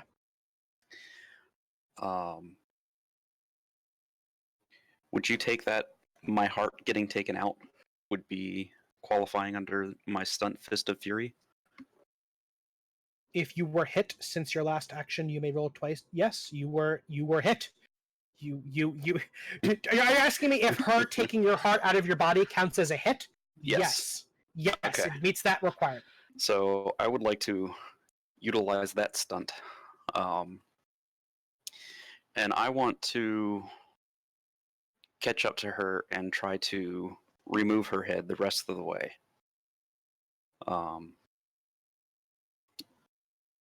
Grab hair or whatever is on the top, which is now at the bottom, Mhm. and just smash down, Mhm. trying to separate the rest of it off. So, because we've established that this creature can't take damage, what we're instead doing is doing the create advantage action. We're creating obstacle or advantages for yourself, or creating obstacles for her. Mhm. So you're going to roll. The obstacle is to remove the head, and then just so you have 2 fight actions. You want to roll them both for that, or you have 2 different actions in mind? I guess this is more like in the way of D&D. Like if the first one fails, try the second one. But do you have a plan for the second one if the first one succeeds? No, because I have another plan for her head if I get it. Right, which would be the second action, right? Or no? Yeah, well, I mean, if you give me the second action for that, it wouldn't necessarily be a fight action. I got you. Well, let's roll it out. So roll me fight. All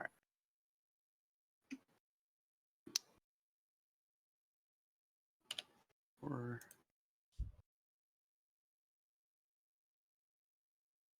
Got a 5. A 5, and the ob to take her head off is, God, I'm gonna say a 0 again. She is not. This doesn't bother her. Yep. So you leap up. You actually like grab onto Davros as like leverage. Yep. Well, I'll let you describe it. I'm sorry. Well, as I described in my description, he's wanting to grab like the base, like grab her hair, and almost just as he's pulling, hit down with his other fist to remove it, so that he can kind of just carry it upright. Yeah. But yeah, you said she's like something like 9 foot tall. Yeah. So he wouldn't be able to just simply reach up. He would have to be jumping to get there. I mean, he's, what did I say before? Like 6'8", Yeah. something. He's pretty big to begin with. Yeah. So now he has this head. He's going to try to take this over to the tithe box.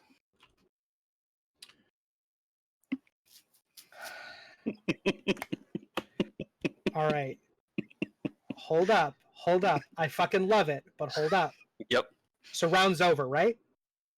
Because you're the last person in the round? Yep.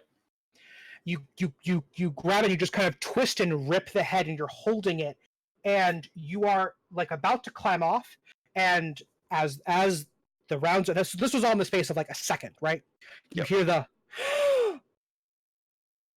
breathing of creation, and you realize that everything in this world is kept just a little bit going by spindle. The head looks at you and smiles as the almost like a wisps of blood, like the spine, like a snake, begins to reach out and lash back to the walking headless corpse, reattaching itself. As creation brings it back to life, she has no control over this. She simply has to breathe in and bring it back. So you've got it in your hand, and you're like halfway to the box, right? Yep. And but she is now tethered back to the body by this. At first, it's like liquid, and then it, with a crack, the spine hardens like a chain. Jonas and Ted. Do any of you particularly want to go first? I would like to Guys have an seed. Seed. All right, Talab.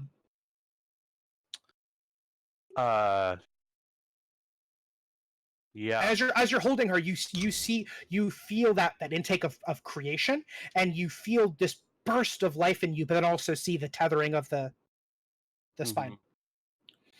I'm seeing that. I'm also still hearing the chant. Yeah.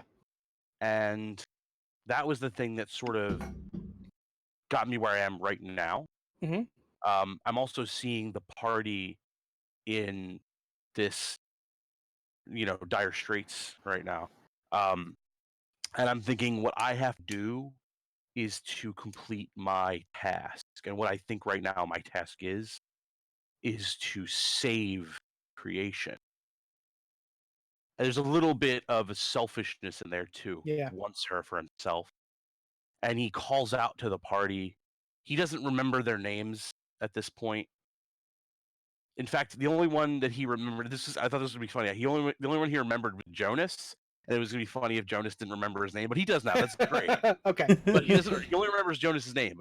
He says, Davodin, Varrock, Jonas, brothers. I will save you. I will complete my task. And his one hand is around creation, and it grasps at the amulet around his neck. And he kind of kisses her on the head as she's a corpse at that second. Yeah. Is it? I will save her. I will save you. And I'm going to. I don't know if this would be a world right, but I'm going to cut into the ground. Or no, I'm just gonna cut the. Obviously, I'm gonna cut the thread. I'm gonna cut at the spindle. Mm-hmm. My goal is to sort of take both of us out of the world. I'm not sure exactly. I'd like to sort of cut us out of the world, but I think cutting the thread makes most. Yeah. You want to cut. You want to cut yourselves out of creation. Correct. I want to Or cut creation out of out of creation out of the world. I'm going with her as a sort of I want to stay with her. But I think that's the action task. What I think. Save her. The scissors open, and she breathes in and is radiant. And on that in breath, that's where the clicking of the spine connects, and Dwindle starts to reform. And as she's whole and beautiful, snip. And there is now a yawning void in the world. Ted, I feel like that's your world aspect. Yeah. Give it to me. It is, this is perfect because what just happened. I cut out the heart of all creation. Oh, especially with the work. Yeah, I like. I'm gonna replace it. I cut, if this fits, the heart of all creation.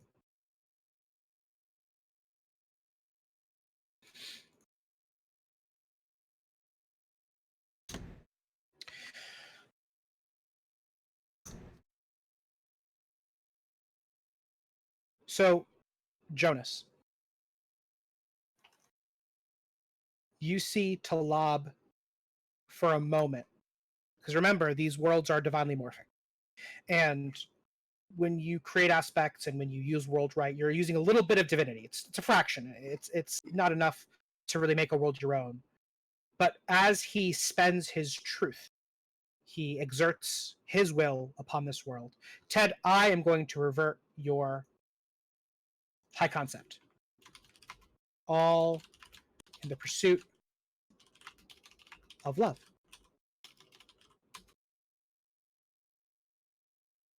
I, I don't know if I'm stretching, but there is a profound love for this woman in your past.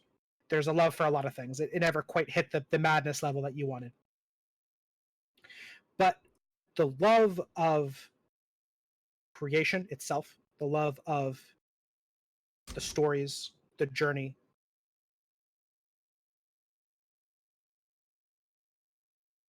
coalesces just briefly in these shears. These shears can do literally anything. But for you, as far as you're concerned, they can do only one thing. They can take you home. As you make that cut,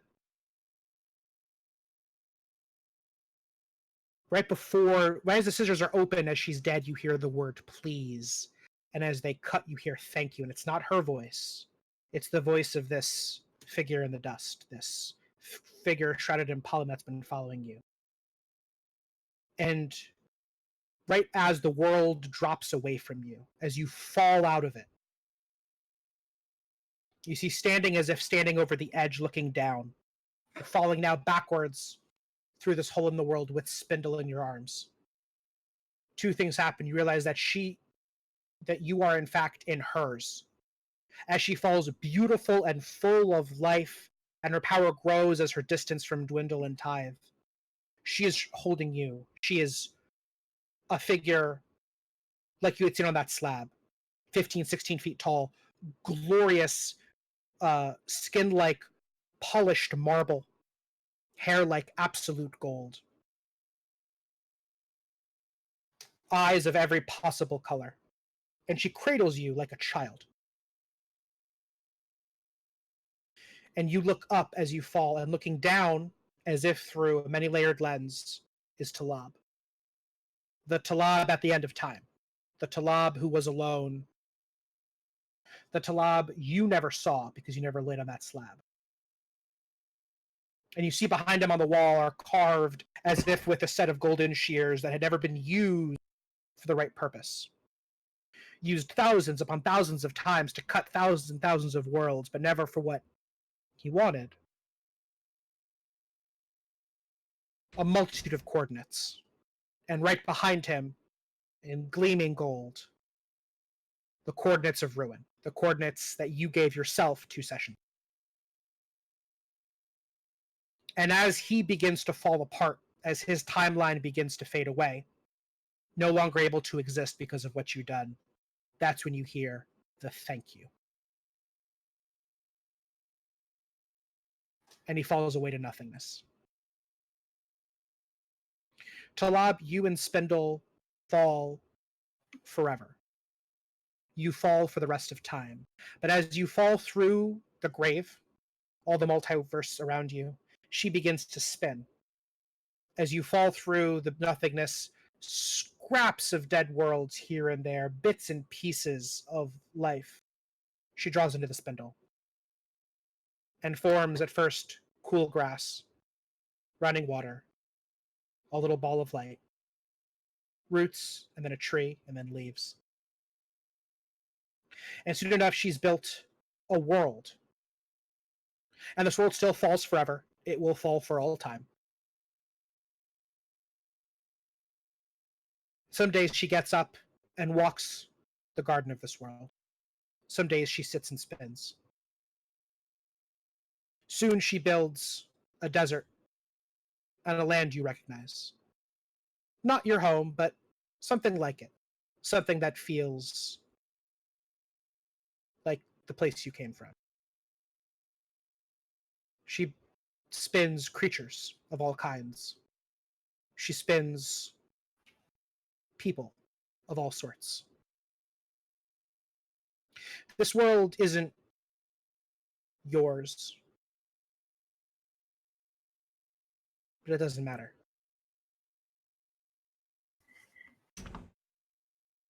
After 1,000 years, perhaps 2, after you've journeyed all over this world she's made,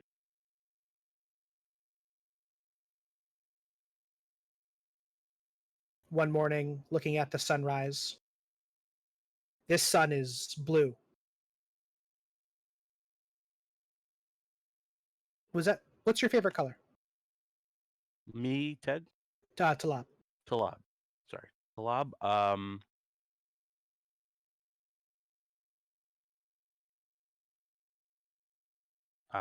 The thing that jumps to my head is orange. Okay. So that's Well, sort of then that's similar to so what it is. that's already, okay. No, that's but- fine. She spins a blue sun and looks at you and realizes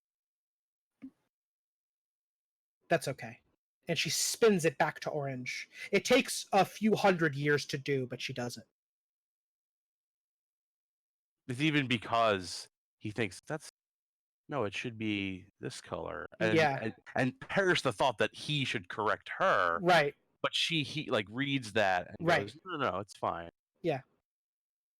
And she looks at him and says, I don't think she calls you Talab. I don't think you've called yourself that maybe in hundreds of years. But she says, what next? What should we build? We don't need to build anything. I don't need any. But I guess this world needs love. Yeah, and it kind of sounds stupid to say. Because you can't, it's not a physical thing. But it's still, like conceptually, it's something that we create. So that's the only thing that sort of jumps to mind. So you say that.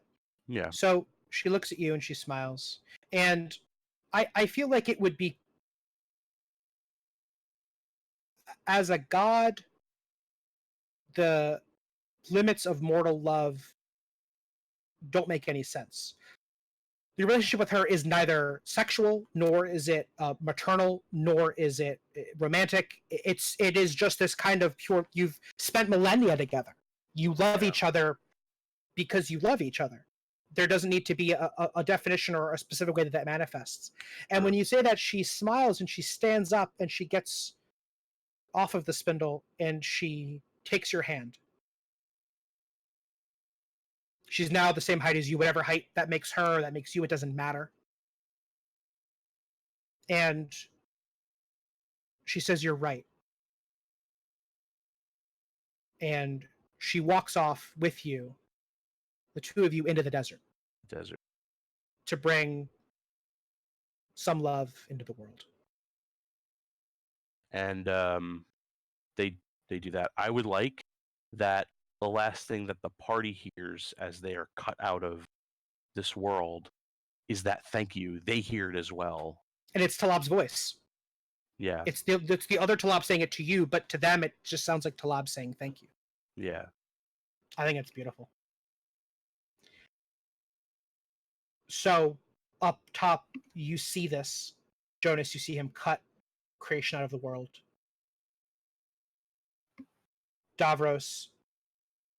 You hear the thank you. And Verk,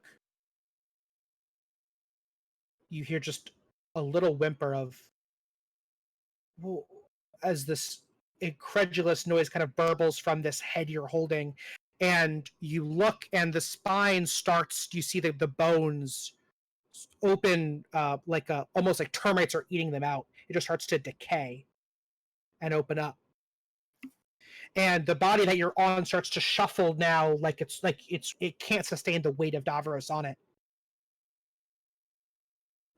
And she holds out her arm toward Tide is still holding this open box. And starts to move towards it. Top of the round, she just moves forward. She is now 1 round away. At the top of next round, she'll have the heart in the box. She does nothing else but slowly die. You hear the oh, sorry, I didn't have Jonas go. You hear the kill him, continue unabated. Jonas, before the round starts, it's your turn. Okay, so Slob and Spindle are gone, right? Correct. And the scissors are gone, correct? Correct. Yeah. I think Jonas just kills himself. Like, no. Yeah. So, but we're obviously still in this dire situation, right? So we think I can see that Dwindle, is a fully formed harpy, crone, whatever, and is still lumbering, Verk's, heart over to Tithe, right? Yeah, he looks completely the same. Tide, nothing has changed for Tide at all. She seems to be completely immune to ups and downs of this world. So I would like to think that, considering we didn't really talk about this clearing at all or whatever, that for the advantage of the narrative, that I can, step between Tithe and Dwindle. Is that fair? She's 1 round away, so there must be space between them. Yeah. Yeah, sure. Yeah. So I would like to get the Jonas would at this moment.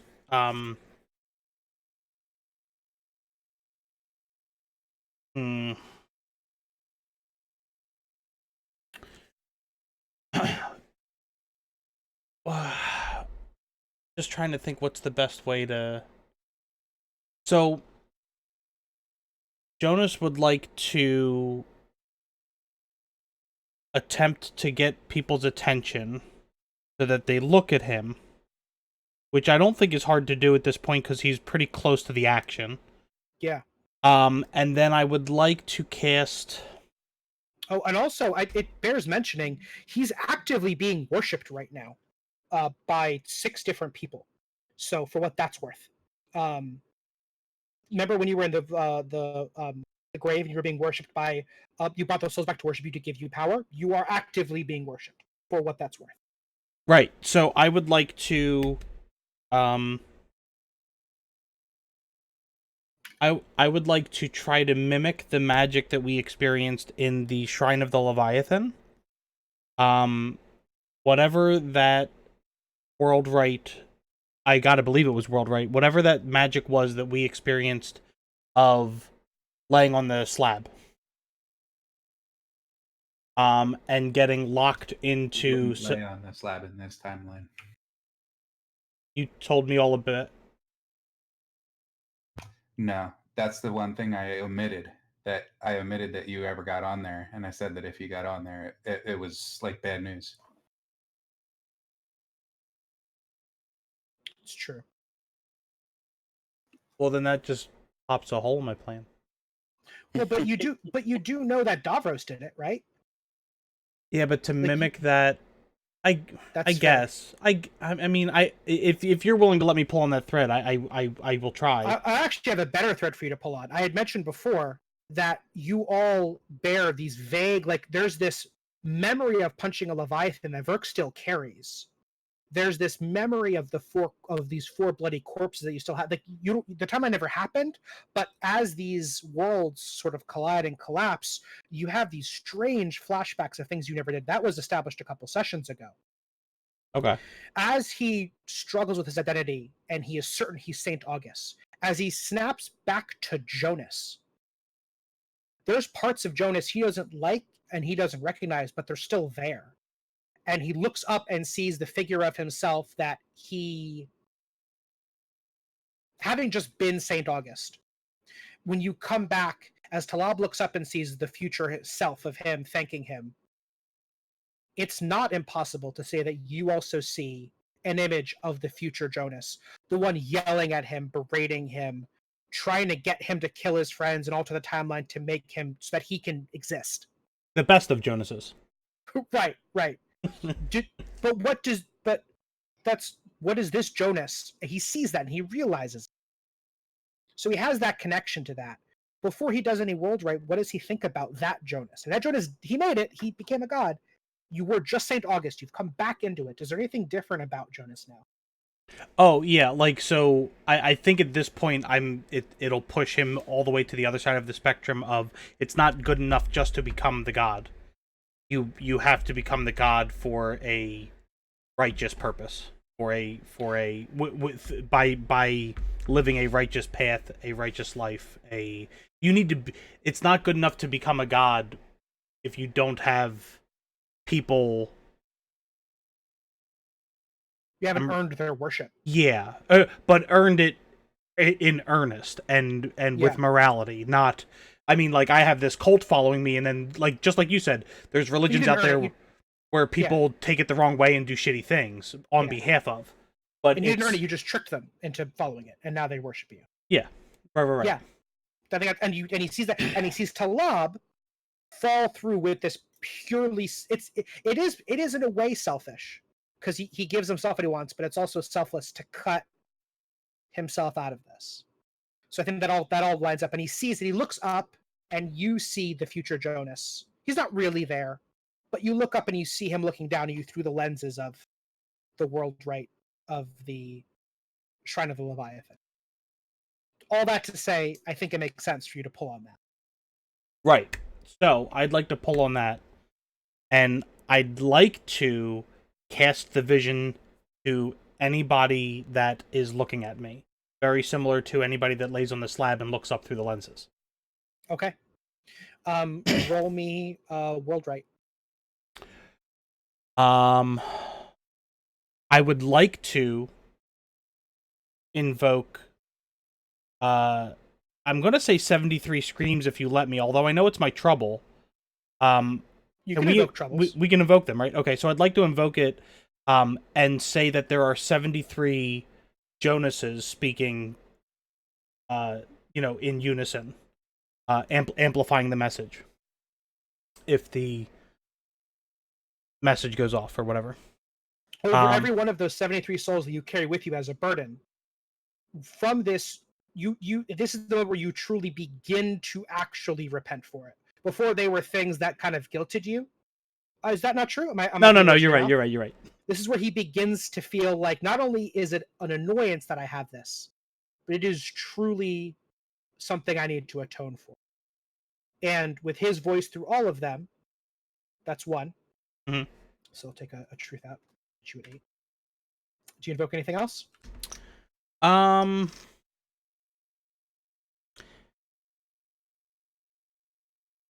Yeah.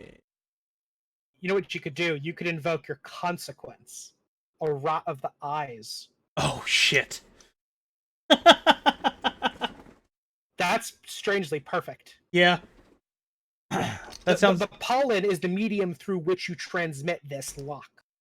Right. Because the pollen's everywhere. It's in everybody. As the pollen gets in between other people's eyes, it makes them more susceptible to feeling this. Yeah. Mm-hmm. Yeah. Right, that makes. So that's +4. Yeah. So roll me world right at a +6 total. Your ob for this to stun her is a 4. Because she's still a god. Okay. Or a godlike being. Mm-hmm. A 7. All right. So you succeed with style. Mm-hmm. What boost do you put on this? What's the extra? What's the spin on it? that I can show them that I can use the 73 voices to mimic them as a vision of themselves through the lenses, rather than Jonah speaking to them from atop the lenses. I can use the voices to mimic them, thinking they're talking to their future selves. Okay. So we're gonna say we're gonna replace the I am Saint August aspect. I think that's fair. You no longer believe that. I Um, just add a question mark. It's fine. That's I am actually Saint pretty fair. August. That's actually pretty fair. I'm gonna put a question mark there. And I'm gonna add on to it.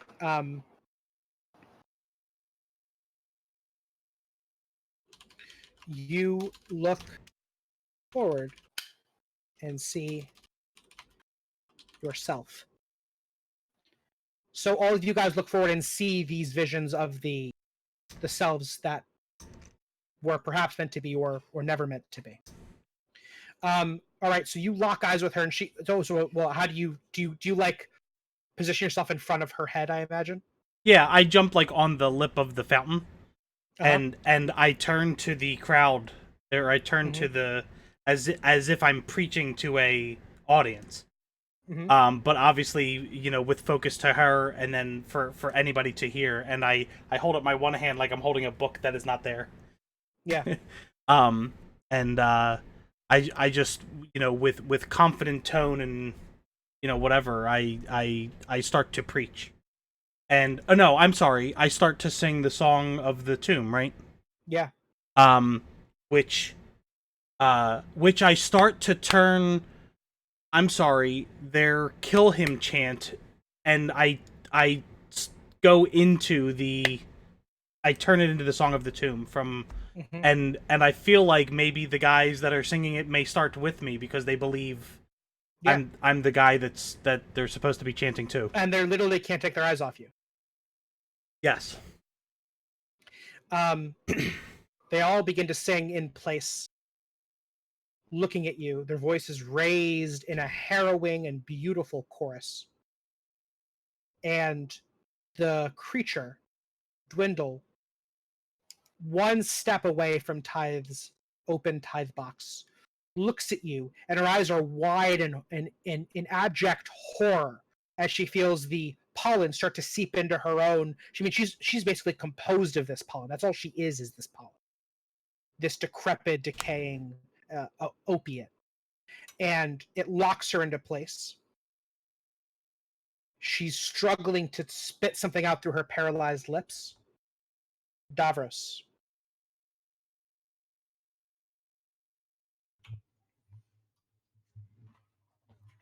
So, the state of mind in which Davros is in right now.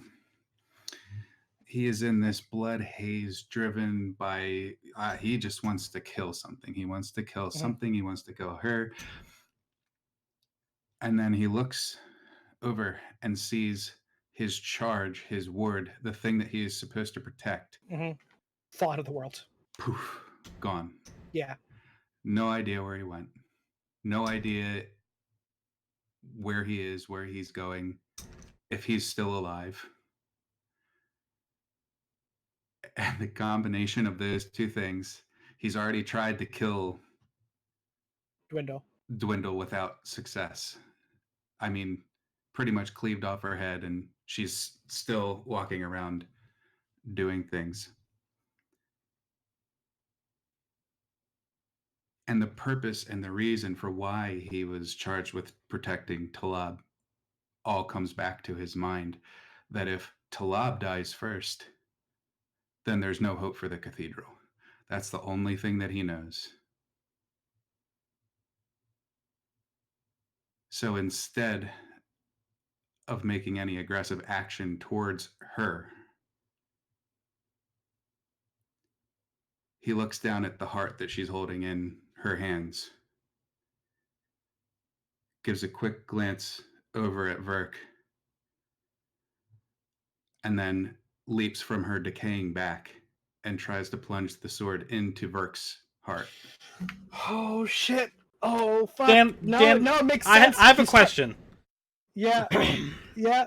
Yeah. How many people I'm would be looking at me and invoking would be both- paralyzed? Hold on. What were you saying, Jonas? Frats? How many people would be looking at me and be paralyzed in my situation? Yeah. Let's. Would there hold be a on to that roll off first. here? There might be. There very well will probably be a roll off. Davros, what were you saying? I'm invoking unquenched bloodlust and a touch of blood and madness for this. And after my first, it's really important for something that would happen after that. After my first invoke, so I guess after this roll, I am going to use my dumb luck stunt to see if I get a truth back. Wow, you are really trying to fucking kill Verk. Verk, I'm sorry, but no, this no. This is good. This is fucking great. Okay. There's a couple roll-offs need to happen here. Pause for a second. Verk, on your turn, are you doing what I think you're going to do? You're going to take the head and put it in the box, right? If you're, how does this happen? Your- No. Your muted again. 9:45 muting happened, buddy. Oh no. Your PC. Guys, we got to get to the bottom of this because this is insane. She stole his voice too. Something happens every time at this time. We don't have you, Verk. Not yet. Bill. He left Discord. Is like his family like playing a prank on him? In Discord. See him talking yet?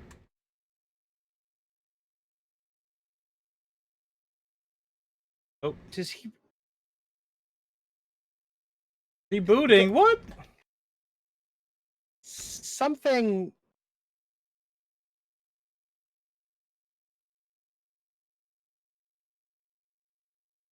Yeah, your wife put talk to strangers on the internet timer on the computer for Like your right, kid. but like something is happening because this is insane. Can you guys hear me okay here though? That's decent, yeah. Yeah. All right. So Mute us if you can. yeah. Can you hear me now? Yeah. Okay.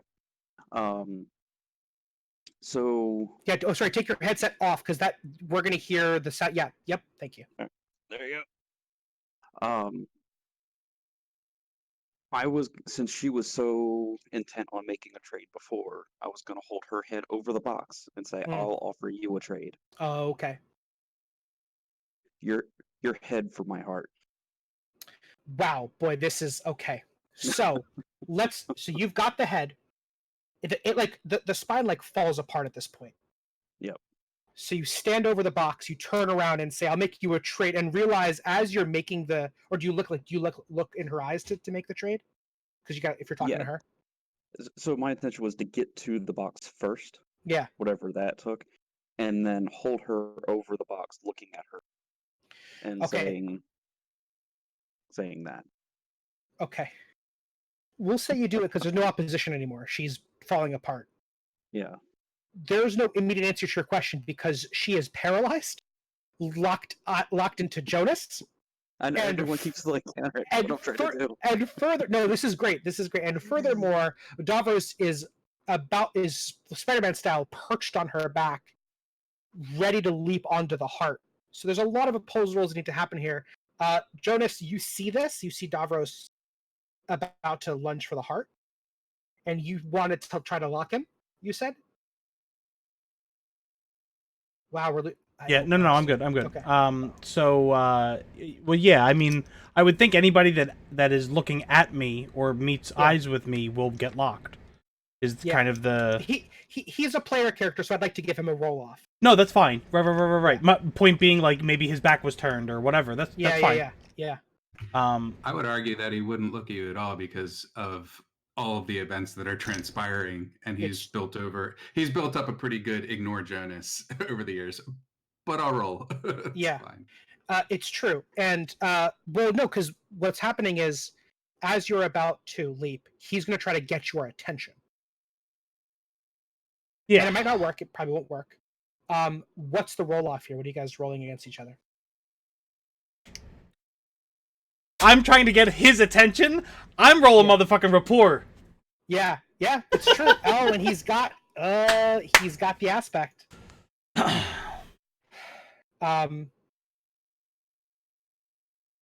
Wait.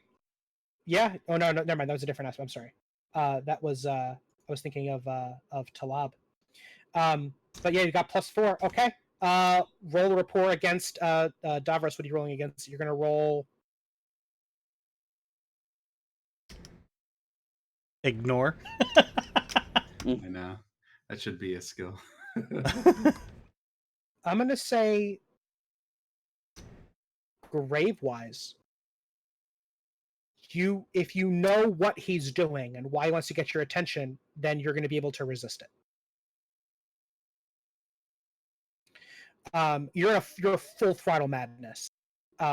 So grave-wise against rapport. Is anyone invoking anything?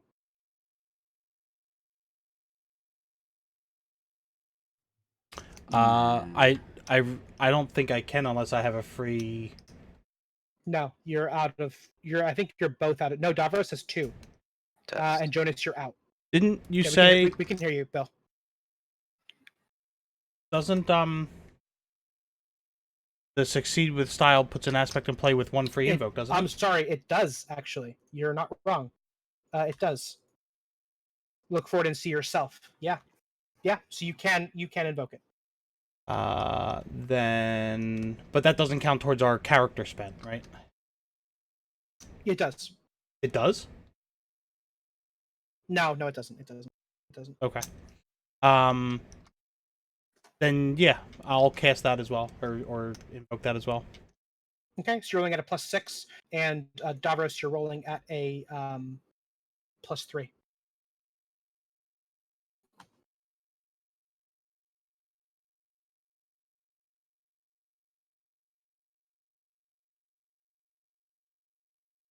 Oops, I meant to clear GM dice. I'm sorry. Did you just roll a 0, Davros? I just happened. I cleared all dice by accident. I technically rolled a 5, but it cleared and never showed up on screen. And Davros rolled a 0. I'm looking. Yes, no. Yeah, that's what showed up. Yes. Yeah. Okay. Oh, So it cleared for some reason. that's what I. Didn't you hear me? I said I accidentally cleared all dice. Yes, I rolled a 0. I actually think I rolled a 4 at first, but for some reason it popped away, and I didn't have a modifier in that. I think I hit the roll button by accident, so I'll take the 0. I apologize. So Jonas, you've got him. You don't realize what's happening. What do you say to him to get his attention? Oh God. To get his attention from a murderous rage, and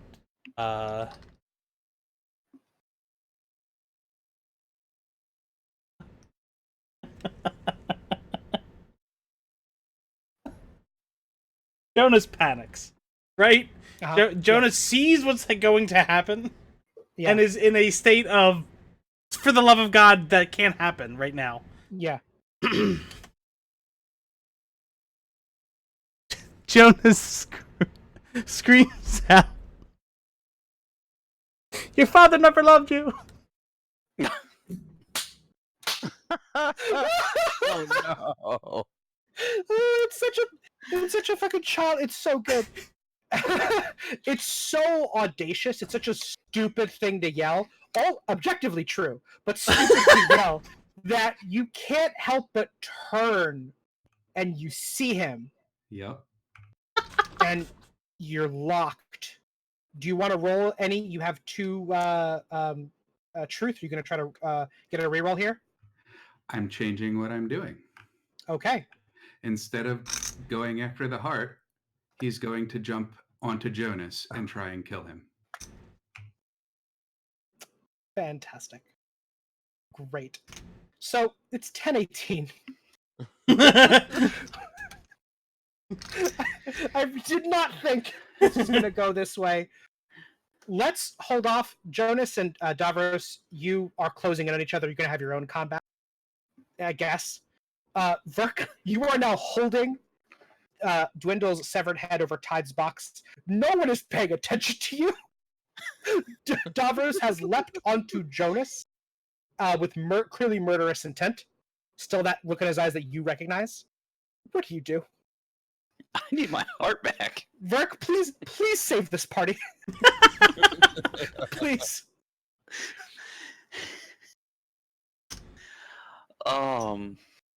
Gosh. Oh, it's round 2. Sorry. So you also take a 4-point aspect, which is your heart is still carved out of your chest, and you take a 3-point physical and a 2-point mental. Continue. Oh. So I don't get to attack him because I'm isn't Burke after me? And I know. I'm trying to not. I know, but if his thing was paralysis, I'm stopped. Like you're turning. You're going to change it for next round. You and Jonas are going to do a roll off, but I don't want to give you a then. Like after he rolls to successfully interrupt you, I don't want you to then just give you still a full set of actions. You know what I mean? Like the roll was specifically paralysis. That was the locked eyes of the Leviathan Shrine. And you failed catastrophically. I feel very gypped out of a turn here. How? I mean, can you think of a good way to resolve it? If he rolled what was previously established as a paralysis roll, and you failed catastrophically, you can succeed at cost. Nah, it's fine. I just feel gypped out of the I think it would make out sense for his of an attack. action, especially because he wasn't targeting me in the first place. It was more to, but we it is what it is. No, but we can do a succeed at cost. It's great cost, but we can do it. I want to resolve it to the satisfaction of all. Wouldn't it make sense for his attack to go off then on Jonas if he just redirecting it rather than so completely I didn't describe it. parallel? I tried to describe it as anybody that looked at me supposed to get paralyzed. Right? That's the way I described it. Now maybe that's not the way Dan thinks it's firing off. Maybe it was centered on Dwindle. No, that's how I thought it was. It was on everybody looking at you, and so Well, you then got his attention. Right. And so then yeah, narratively, I think it's sound. Okay, let's call it a middle ground. That he's locked on you, but he is a PC. So he's fighting through it in such a way that like it's just redirected at you. No, that's fine. I think you both get what you want. He doesn't get to. He stops his action of killing Verk. He's just now going to kill you. Yeah, sure. I think that's fair. Okay, so yeah, roll me your attack roll.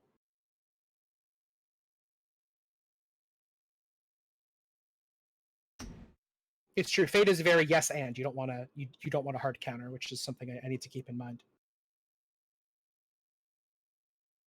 And that's with a +5 because that was with the invoke of Touch of Blood and Madness and Unquenched Bloodlust with my 1 of fight. Okay, what are you rolling to defend against this, Jonas?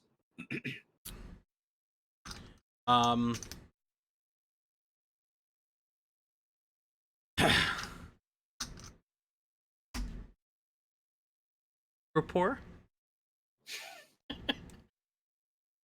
As he jumps at me, I try to hug him and tell him it's not his fault, like in Good Will Hunting. Like really? It's fine if that's it's kind of a decent. Yeah. You're gonna try to mitigate the violence of the attack by just trying to calm him down. I don't think that's unfair because the reason he's doing this is because of madness, blood and madness.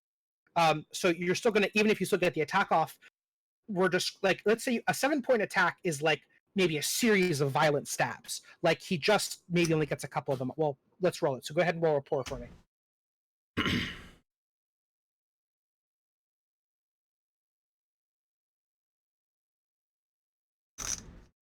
A 6. Is it really? Yeah. Jeez. Yep. Wow. So you get the attack. It does 1 point. So Jonas, 1 point of physical stress. And as you, what do you say? Like sincerely, what do you say to him as he like lands in front of you and drives the knife into you? The whole reason he turned to me was because I invoked his father, and so I will absolutely try to invoke like the stories that he's told us and the overcoming those emotions and those those voids in his life and the fatherly figure, being replaced by somebody else that wasn't his dad, etc. I tell him, it wasn't your father's fault, and look at what you've become in spite of it. So I almost, as he comes in to stab me, I do my best to get away from the attack, but it doesn't work. So as we're close and he stabs, I kind of pull him close and talk to him in his ear. You realize you can't dodge it, and so you just like have your arms open like you're preaching, right? And then wrap it around him into a hug. So the knife just like it start. The reason it's a 1, we'll say it's starting to degrade, so the tip of it just like crumbles into rust. There's still a cut, but it's not much. Davros, you said you had a follow up. I don't now because that completely crushed everything I was going to do originally. I hope so, because what you're going to do was fucking kill a PC. Yeah. I'm kind of okay with it, to be honest. But this is good. So that madness maybe slowly starts to bleed out of your eyes. Verk, please save this party, Verk.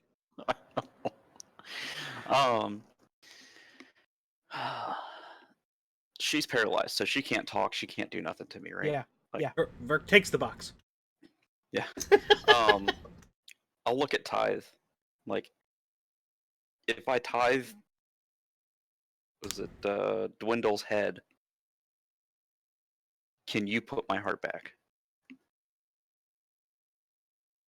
She pauses for a moment, and then you hear yes, but it's coming from the compass. I will just dunk that shit. As you drop the head in, Tithe looks at you as if to say no.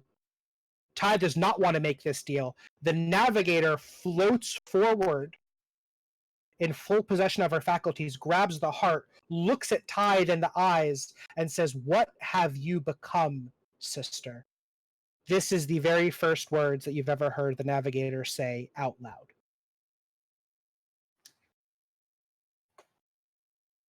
And she just, while looking at her, plunges the heart back into your chest. It like jolts you back.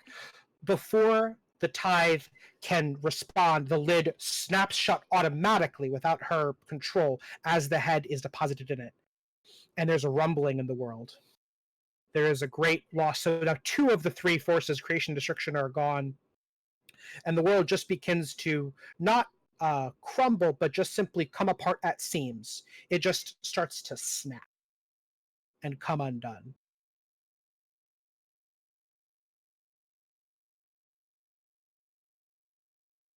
I'll turn around grinning. I just killed my first god. Leviathan's next. That's awesome. All right. I just killed my first god. What was the last line? Leviathan's next. Leviathan is or next. Here I come, Leviathan, or something. Yeah. Here I come, Leviathan. All of the cultists stop. The poppies all die, and the pollen falls out of the air. Davros, you kind of I don't want to. Do you slump? Like you just had the wind taken out of you by this. Do you slump into Jonas's arms? And I am pointing out that I just hit 10 on my truth spent in the world of ruin. You want to use it right now? I do, yeah. Oh yeah, so yeah. So just briefly, just so I get an idea, when I'm doing this and I'm attuning to the world of ruin, what does that do? Like give me an example really quick. Right. So you get to make a world aspect, which is what Talab just did. He sets the world now works like this. And for his, it was like, I literally remove creation from this world. So like it's a fundamental ground level change, right?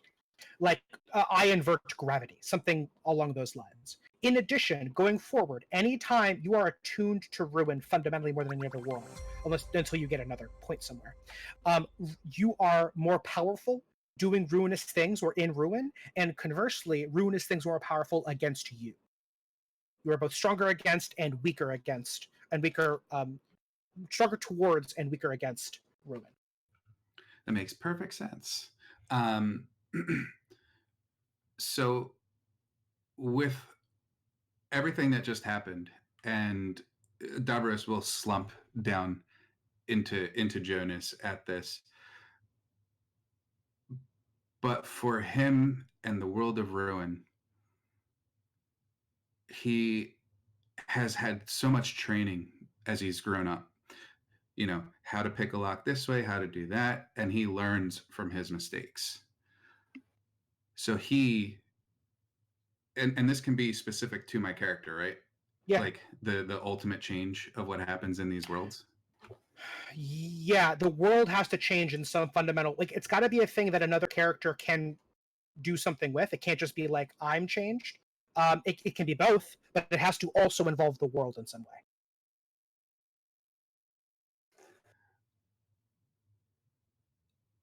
All of us, or anyone, I guess, when in a world of Ruin, is able to move. So I'd say move twice as fast, or react twice as fast, or I would say just kind of the reaction time of things is doubled, because that's the mistake that he is learning from, Mm-hmm. and he's sharing that with everyone else. Of, we need to be decisive with what we do, and if we even have a moment's hesitation, it can set everything off in a different direction. And my failure, my life is in ruin now because I don't know what happened to Talab. My journey, the thing that I was trying to protect, I didn't do it. Yeah. Because I hesitated, because I was drawn to what Jonas was saying instead of doing what I set out to do, which was try to kill something else, try to kill one of us, Yeah. before Talab has a chance to die. We'll say the aspect is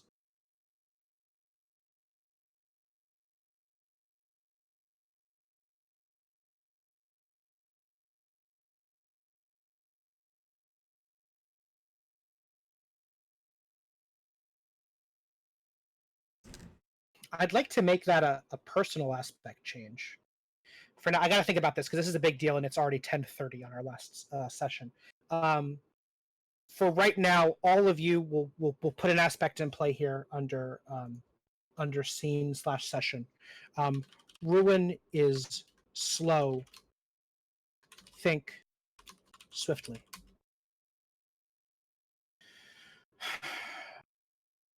I'm going to put no free aspects on it. No free invokes. To clarify that, I don't want to put 3 on there. Each of you can invoke it once for free. Well, I guess I will put 3 on there.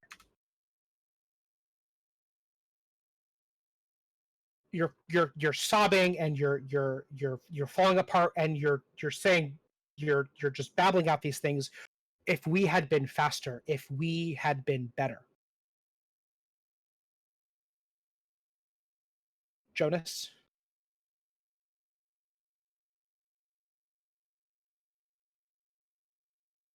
Do you have a last action of this campaign? Um,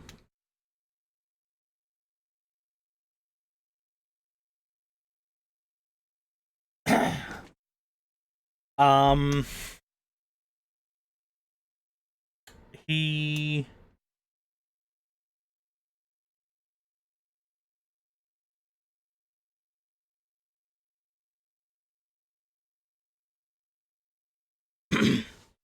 he will walk over to Wilhelm Mm-hmm. and pluck the book from his hands. Yeah. And say something snarky like, "You didn't even get to the best part yet." Uh-huh. And then Is his heart in it? What? The snark? Is Jonas's heart in it? Yes. In Yeah, that yeah, snark? yeah. Okay. And then he will walk over to Tithe and see if she will open the offering box one more time. Oh, she's Tithe. Absolutely. She'll take all offerings. She looks and opens it up. The head is gone, by the way. It's like Yeah. consumed by the box. Yeah. Do you put something in it? Yeah, I'm gonna put the book. I'm gonna put the Book of St. August in the offering box. Wow.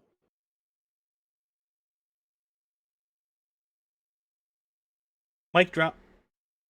Shit. There was quite a few mic drops this session. She looks at you, closes it. At this point, there is like a fraction of this world even left. It is increasingly nothingness, not blackness, but the absence of thing, the nothingness. This world is completely coming apart. Only Tide and this offering box are fully whole. Everything is just kind of slipping away. And the navigator looks at you, Jonas, as you put the story in the box. And she says, Davros. Do you turn to look at her? Of course. With tears streaming down Yeah, his face. yeah. She says, it's going to be all right. And she just like clenches her fist, and the compass whirs, and there's no more blood coming out of her arm. It is now fully embedded into her. And she just, without pausing or turning the dials, she looks at you, does not break eye contact, whirs, clicks, and looks up into the sky and closes her eyes. And you're out.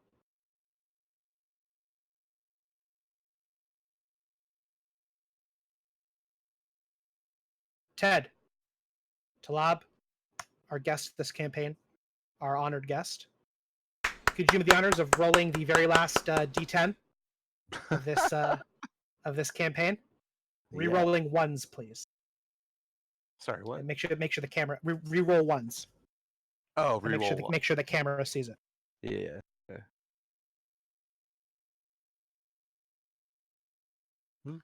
It's the opposite directions. Ted's. I could just build a world roller into the sheet. No, this is way better. Shut up. You see it? Ted's I see 3 it. frames I per got you, second Ted. webcam. 9. 9. 1, 2. A world of constellations. Woo. It's a new one. All I right. thought we were there. I thought that was right after Worms. What? When Yeah, we were no, in the house. Yes. I thought that was constellations. Oh, was it? I think so. No, yeah. wasn't Oh, okay. that Cathedrals. cathedrals? Yeah. Cathedrals. It was cathedrals. It was a world of divine worship. Yes. Okay. Anyway, constellations Yeah. is going to be fun. Yeah. So,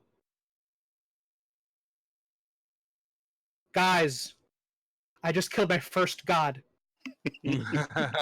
Tears, and the broken musings of a man certain that he's failed. She says it's going to be all right. I'm sure you don't believe her. And Jonas saying, he didn't even get to the best part, and then throwing the book away forever to be consumed by a world soon to die. The navigator says it's going to be all right. You close your eyes and you open them in a world of constellations. Stars twinkling above you. And that's the campaign. When next we meet, we'll have to make 4 aspects for this world of constellations where we start. Guys, thank you. I know it's very late, but this was great. This was an all-timer. I think this was a really great campaign. I think it was a great session. It was kind of bonkers at times. For by times I mean all 3.5 hours of it. Great plays. I want to point out specifically, Verk, the head thing is like, that's an all-timer. I hadn't even thought about that at all. That's fucking That great. was one of those, like, I was just about to give up. Like, I've got Yeah. I've got it. Kurt, the blood and madness progression is inspired. I really love this turn. I really mean it. Jonas, the fucking St. August and then the play at the end, the evolution of the St. August narrative over this campaign has been excellent. The path to that, I think, mirrors in a lot of ways the path to blood and madness for Davros. Davros going farther down this pit and Jonas slowly climbing his way out of it. And Ted, as always, you've never ever turned in a less than 100% performance. I want to thank you for coming and Thanks. playing with us. Talab's a great fucking character. This was a great exit. It was gorgeous. And as always, it's a privilege to have you in my party. Thank you for having me. Love you Yeah, guys. absolutely. All right, guys. That was a lot of fun. It is past time o'clock. I hope you all enjoyed this, and I'm going to be on hiatus. I'm moving, so my August is going to be terrible by September, probably bad too. We'll talk about reconvening maybe late September or maybe October. We'll see. But for now, this has been Heliotrope Cathedral. Needle made of thread. I hope everybody enjoyed themselves. Thank you. Thanks, good night. thanks, Dan. Thanks, Dan. And Yeah, thanks for staying late. It was No, awesome. no Yep. problem. It's my pleasure, guys. Yeah. Yeah, thanks for sticking around with us, everybody. Ted, thank you so much for guest starring with us. Thanks, Ted. Yeah. Thanks, guys.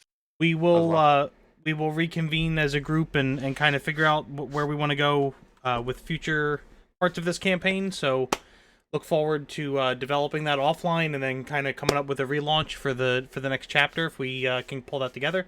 So appreciate all the support, all the follows, likes, subs, views on the videos, etc. I will get this up on YouTube shortly. Please follow us on stop by our Discord if you want to chat. Follow me on Twitter. Sub to the YouTube channel, which is both simply just Fratscat at Fratscat for Twitter and Fratscat for YouTube. Bill, Kurt, the Kurt face as he leaves. That's fucking great. All right, thank you guys so much. We greatly appreciate the views and everything. Kurt and Bill, thank you guys. I know learning new systems and kind of getting used to this over the first part of our campaign, and then now this whole new chapter was a bit of getting you guys out of maybe a comfort zone and learning new styles and everything. But after this session, I absolutely feel like just $1,000,000. Like the weight of the stress of these characters and trying to build a really cool world and story just feel completely lifted. So you guys did such great jobs with your characters, Ted, Bill, and Kurt. I'm so incredibly happy and proud that we created this content and have it, at least digitally, to show our children and embarrass ourselves with. So thanks again, everybody, and please, if you follow Twitter and hop on our Discord, we will keep you informed and let you know what's going on with the campaign and when we will be back in town. All right. Thanks, everybody. Awesome.